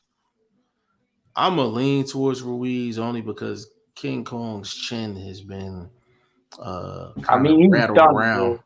That dude Yeah, got dropped with a jab against Martin. yeah. I mean, you smell the icy hot from the locker room, man. Like he's I mean, like, if oh I'll be looking to put what's it called? I mean, Jared Anderson with any of those dudes right now. yeah, yeah. He can go in against any of them dudes for sure. Brennan, don't see Wilder this year. I don't know if we will see him. To be honest with you, bro, he's in a position where he don't have to come back from a financial standpoint. And of course, I'm not in his pockets, but based off of the amounts that Been he's paid.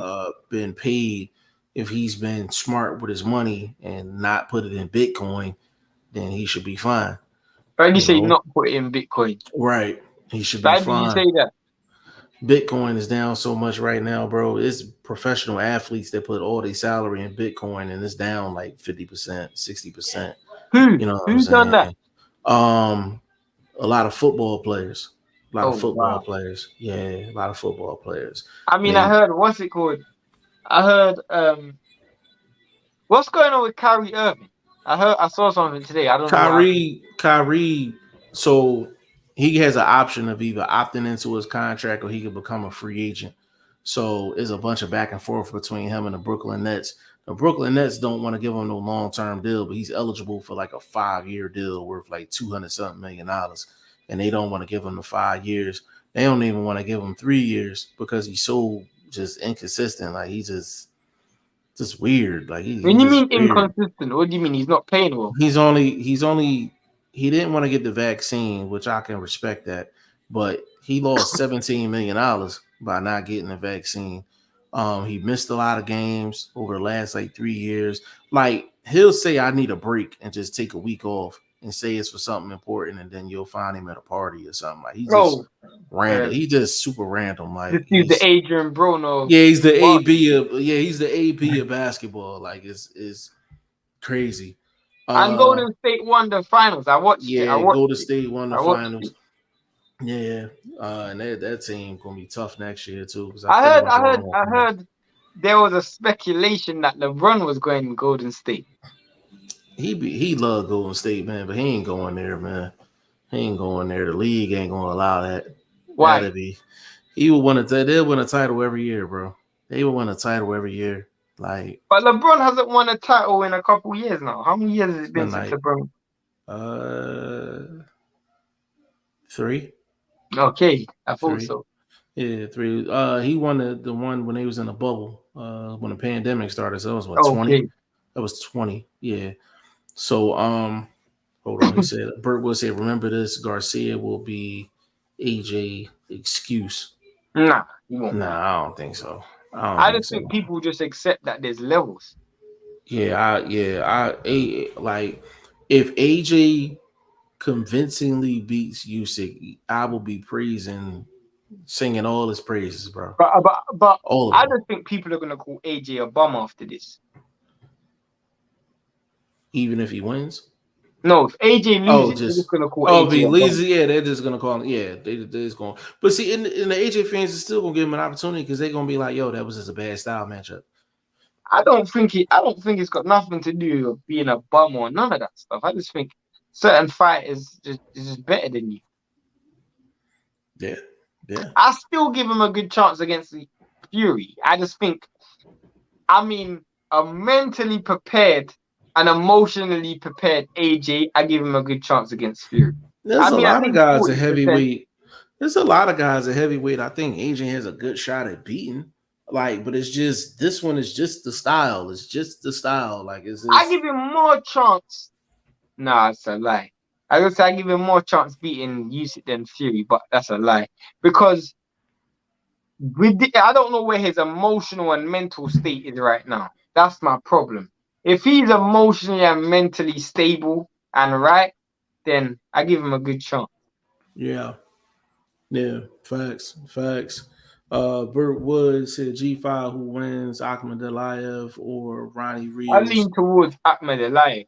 Yeah, I'm gonna lean towards MJ on this one, but Rios is really, really tough, bro. I wouldn't be surprised if Rios pulled off the upset. I'll say that. I wouldn't be surprised neither, but I'll be a little bit disappointed. 'Cause I wanted to see Fulton versus Yeah, Ahmed Alive. yeah. Say who wins, Jesse Ben Rodriguez or Rungvisai. I'm gonna go with Rungvisai in this fight, but again, if Bam gets the dub, I wouldn't be overly shocked. These are two really, really good fights. This is a good card. This is a good card. Who Um, did Jesse Rodriguez beat in his last fight? Check that for me, Jeff. He came off a good win. Can't remember who it was against. um, Check that for me, please. I got you. Because it's I bugging. got you. I got you. And I remember watching it was on the zone. I got you. Hold on.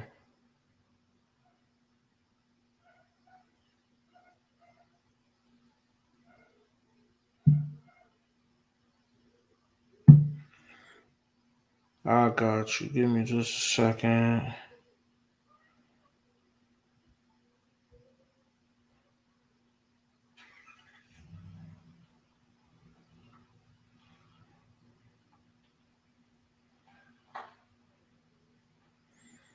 Mm, You can't find it. I'm in I'm in box rec now. Hold on.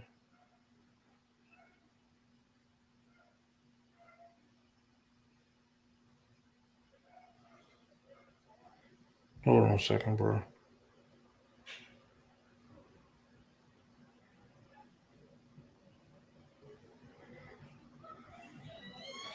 I think my spelling is wrong. Hold on.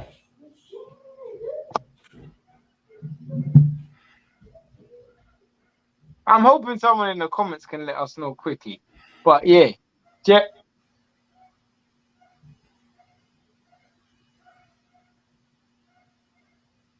it was bugging me ever since that came up because he fought. Who did he fight? Yeah, that shit is bugging me, bro. Hold on. Let me pull up the schedule, like, One because second. that fight's going on with the 25th. Yeah, stay on the phone.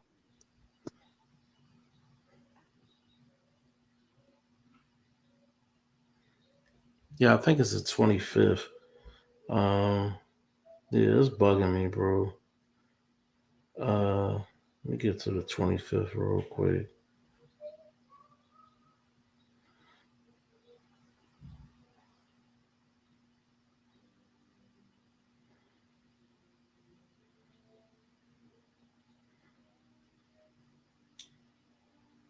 It's a damn shame. So Yeah, he fought Kudras. yeah.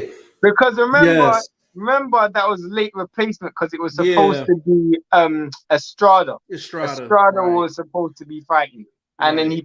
he came up a weight class and fought Kudras and Yeah. beat Kudras. That's what it was. I remember that was a good performance as well. So yeah, Rangvisai's coming off a good win. Yeah. But A real good win. It's interesting because that was Estrada's strap, but then Rangvisai and Estrada's already fought twice. Chocolatito and Rangvisai Hmm. already fought twice. Yeah. So it's gonna be. But apparently Rangvisai and apparently Estrada and Chocolatito's fighting for a third time. Hmm. Is that fight announced already? I don't know if it's officially announced, but that's what I got. So, I mean, you thought Chocolatito won the second fight. I remember. oh yeah, I was pissed off about that. I ain't even on front. I was pissed off like I had money on it. I didn't even have no money on it. It's crazy. Brennan said, I don't think AJ can't win against Fury. I think he has a better shot against Fury than he does Usyk. Fury's a I better mean, an style matchup for him. emotionally and mental prepared AJ. I keep having to emphasize that. Emotionally prepared AJ is a good fighter. If he's not Real emotionally and good. mentally prepared, he ain't beating. He ain't beating neither one.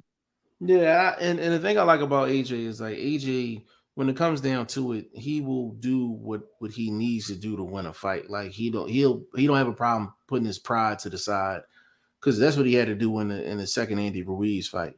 He had to put his pride to the side and actually fight a smart fight. But the thing is, like there was a better chance of him pulling off a clean boxing match versus a Ruiz versus him trying to pull off a clean boxing match against fucking boxing master. Like you can't do it. Yeah, You gotta get straight, you gotta like you gotta get Chino Maidana on Usyk. You know what I facts. mean? That style wins against Usyk, not sitting back, jab, right hand, slip out the side door. No, that shit's Shoe not working shining. against Usyk. Shoe Shoe shining. shine and all that. Nah. You gotta literally get in there and be a roughneck. For real. And Brendan Smith get this last one in. Rung Vasai can win if he has a good game plan. I think Rung Vasai, like he should win the fight. Like me personally, like I think I he mean, you got should the win the fight. power. You Yeah, got the like power. I mean, I think I actually want to see the odds for that fight because it's probably because Rungvisai is the opponent and he's not the champion. The odds might be in favor of I'm checking Rodriguez. right now.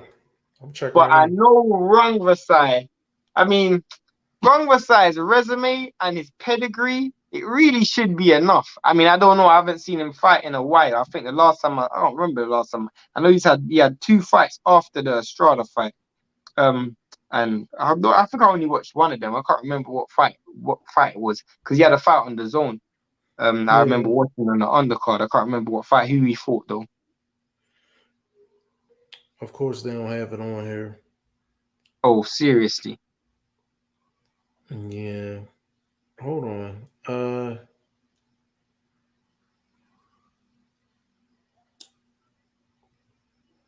Pretty sure wrong this time. I don't know. Maybe he might not be the underdog. I don't know.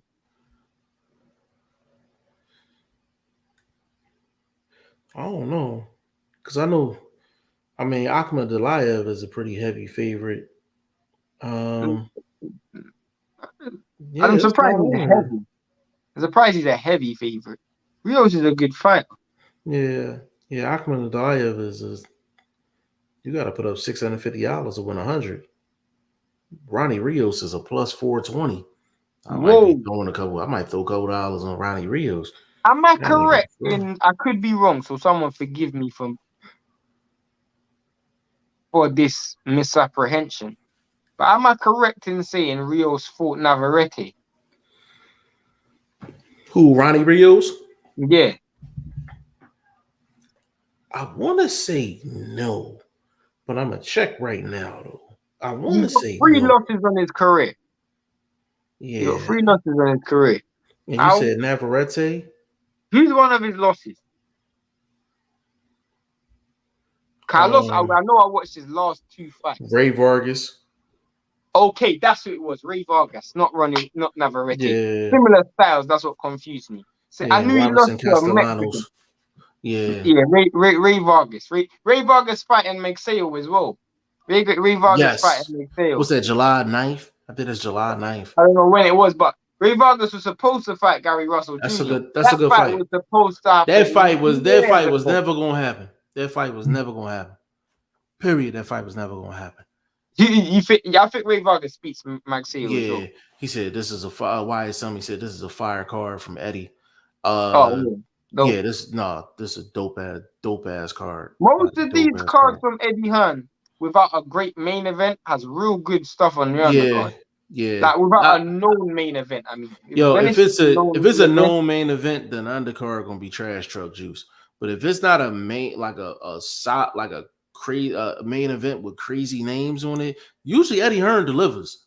I give I him that. remember He when usually delivers. I remember when Andrade fought.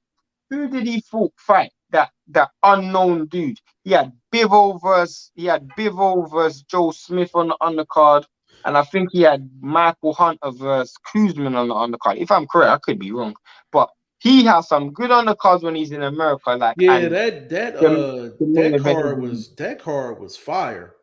Like that card was fire. That Joe Smith card. yeah, and he had another one earlier this year which was good as well. A He Mexican had card, yeah, and obviously the he had Hooker. He had Hooker and Mikel Lespierre on that card. He had oh yeah. Callum Johnson and Sean Monahan on that card. Who else? Who else? Sergey Kuzman and That's what I said. Dweko. I said He had I that said card. Sergey. Yeah, I said Sergey Kuzman was on that card. Yeah, I remember yeah, Sergey Kuzman was on that yeah. card. That was a good. That was a good card. That was a good Kuzman had a card, fight yo. the other day as well at heavyweight. He won a fight in Russia the other day. I wonder if he got paid. Yeah. Good question, I yo. Good question. wonder if he got paid. Good question. Two back-to-back cards in San Antonio this week and next. Yeah, it's a Who's fighting lot next of week? we got I know we got a Philly I know we got a Philly card this week, this Friday. I mean That's a next week. pretty good card. Who's fighting next Next week? week is actually let me pull it up. Next week would be, let me see, that'll be what, the 30, no, hold on. Yeah, that's the McSayal and Vargas card. Yeah, that's that card. Yeah. And hmm? Who's on the undercard? Hoping it's uh a good one. of that one, that is they haven't really announced it really. Who's on Actually, that card? Who's on the I'm hoping they undercard? got a good undercard. I'm hoping they got at least one good fight. Like I think they will. Um, I ain't gonna lie, I think they will. But big shout out to my guy Cruz Hitman Stewart. He fighting this Friday as they well. said Rashidi Ellis is on the undercard. Rashidi Ellis is on the, yeah, Rashidi Ellis is on the undercard. Actually, it's just not on I was Boxer. looking at it on BoxRec. Yeah, they a little slow to the party. Um, but yeah, my guy Cruz fighting this Friday in He told Florida. you, yeah, that's dope. Yeah, fighting Hakeem Lopez, 12-0. Fight is 68 though. I prefer Cruz at 60, 60. but they got him at I mean, you gotta get 68. opportunities when you can get. I mean, that's gonna be a crazy Absolutely. fight. Yeah, that's gonna be a 60 crazy is fight. good. Yeah. Is Brandon Figueroa on the undercard as well? That he can't be on the undercard, bro. He cannot be on the undercard. What kind of undercard is that? That is an expensive undercard. That is not PVC. That must be the zone or something. There's no way they're throwing out that Shit. much money on the undercard. Shit. Kennahan might have his hands in that John if it's for sure. You know what? I do remember. Yeah, I do remember seeing his name. To be honest with you, I I ain't was gonna gonna say, lie. when I was thinking about undercard names, I was gonna say I would throw Brandon Figueroa on that undercard, but then I was gonna say, nah, bro, Brandon Figueroa is probably a little bit too much out of the price range. It depends on who his opponent is, though. They might just be giving him a tune-up. I can't see him. Yeah, I'm actually curious about that Rashidi Ellis fight. I, To I I be mean, I honest can't. with you, I mean, I can't. I mean, curious. who's at 122 that he could possibly fight? I mean, Who? maybe Brandon Figueroa. Maybe Almeida. They can probably bring in Almeida. I know Almeida fought out Angelo Leo, so they probably can bring in someone like an Almeida. Luis Yeah, Neri just beat Carlos Castro, so I can't see Carlos Castro coming back in. yeah. Um, I don't know what, like, Rais Alim's got a fight coming up he got a already. fight coming up. Actually, he got a tough fight. He got a fight. He got a tough fight. Who my man fight? That's my guy too. Um, he's fighting. Damn. Yeah, Mike that'd be a Plania. good. He fight Mike Plania. That's a Oh good yeah, yeah, fight. you told me. Yeah, You that's a told good me. fight. That's a good I'll fight. be surprised if Brandon. You know, it'll be a good fight. Versus Brandon Figueroa versus Angelo Leo. That'd be a good fight. That's a good fight.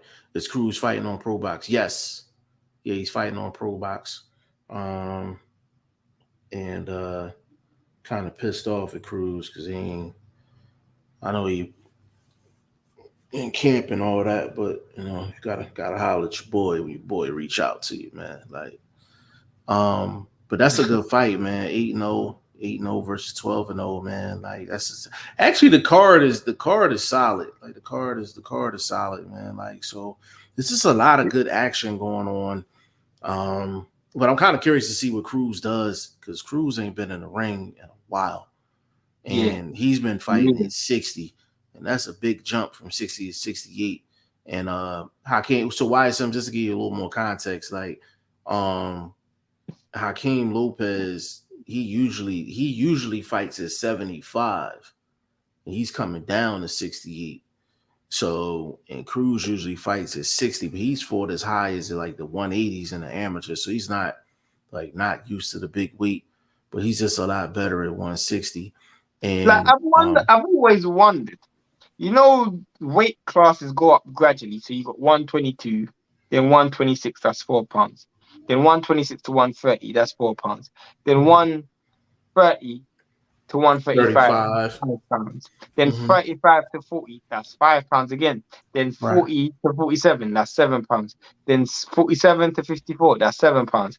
Yeah. Then 54 to 60. 60, that's six Yeah. pounds. You see, it's around the same level. Then 60, It's 68. 68. I Yeah, that's don't a understand lot. why it jumped so heavy. That's Like a it's been big, around that 5, 6, 7 mark with a yeah. bang, and then it goes back down to 7 again. Yeah, like it's yeah, and YSM he said, "Oh shit, I don't like this fight." And the thing about it, bro, is Hakeem Lopez is not like he's not a stranger because he fought Tree in the amateurs, so they're What, very familiar with what's his knockout ratio? who Hakeem Lopez. Yeah. I can get it for you. Hold on. I am spent right now. I need to sleep. No, we about to get about this joint. I'm gonna look this up real quick. Um, But Tree said the fight's at middleweight. Tree.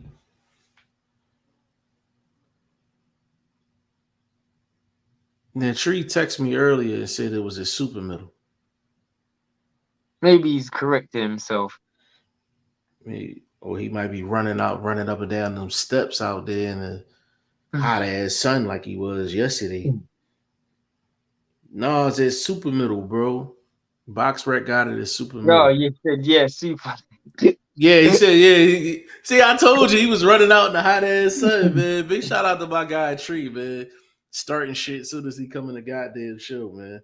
Big shout out to him, man. But yeah, Uh, what did you say? oh, the Knockout ratio. 12-0, 8 knockouts. And Cruz is 8-0 with 7 knockouts. Nah, Cruz got power. I know that. I was just Cruz wondering. got that smoke. Cruz got that smoke. But the thing is though, they're promoting Hakeem like he's the house fighter. Supposed to. That's Yeah, good. they're promoting him like he's the house But fighter. that's So crazy Cruz, though. That's yeah. crazy because if Cruz can get a knockout in this fight, who's to know? Oh, bro, if he gets a knockout in this fight against Hakeem Lopez, this puts him right in the mix. This puts him right to be the winner of this fight should be in the mix. At either 60 or 68, because I neither mean, one of the divisions is really strong. smoking hot right now. Like, and even my guy Chino's supposed to be fighting July 23rd on the top rank card. And we interviewed him like after his first fight, like before his first fight of his career. So to see him, his last fight was on the PBC card. You know what I'm saying? And now he's jumping on the top rank card, man. So it's, and he's fighting around that 160 area, man. So you got some young pups out there got some young pups out there. Tree said tough fight for both. Cruz been inactive for a minute though. That's my problem. That's my Facts. problem. He been inactive for a while and he going up in weight. That's usually a recipe for disaster. That's usually a recipe for disaster. And against a guy that like he knows Cruz. Like he knows Cruz. So it's not like he's gonna come in and just, you know, not know what Cruz is trying to do. But yeah, inactivity and up in weight usually don't add up to success. But I'm hoping All Cruz right, proves good. me wrong. But we're gonna shut this thing down, man. 2 hours, 5 minutes strong, man, with my guy VP, man. Give him the social media so we can get up out of here, good brother. I underscore I'm Shane the number one. Yep, you can follow me all over the place, man. Facebook, Instagram, Twitter, G5 Jeff TV, man. Website, G5JeffTV.com. We're gonna be loading up with Lucas Brown. We're gonna drop that thing on Friday. And you know, hold on, Bertwood, Yeah, yeah, Shane, yeah. Shane Yeah, Van you B. Carlos yeah, yeah. Codges, yeah. Thank you. 5 minutes too late, but yeah. We appreciate it, bro. But listen, on behalf of VP Shane, man, Boxing First Vlog, and your boy G5 Jet TV, man, we out. We'll see y'all tomorrow.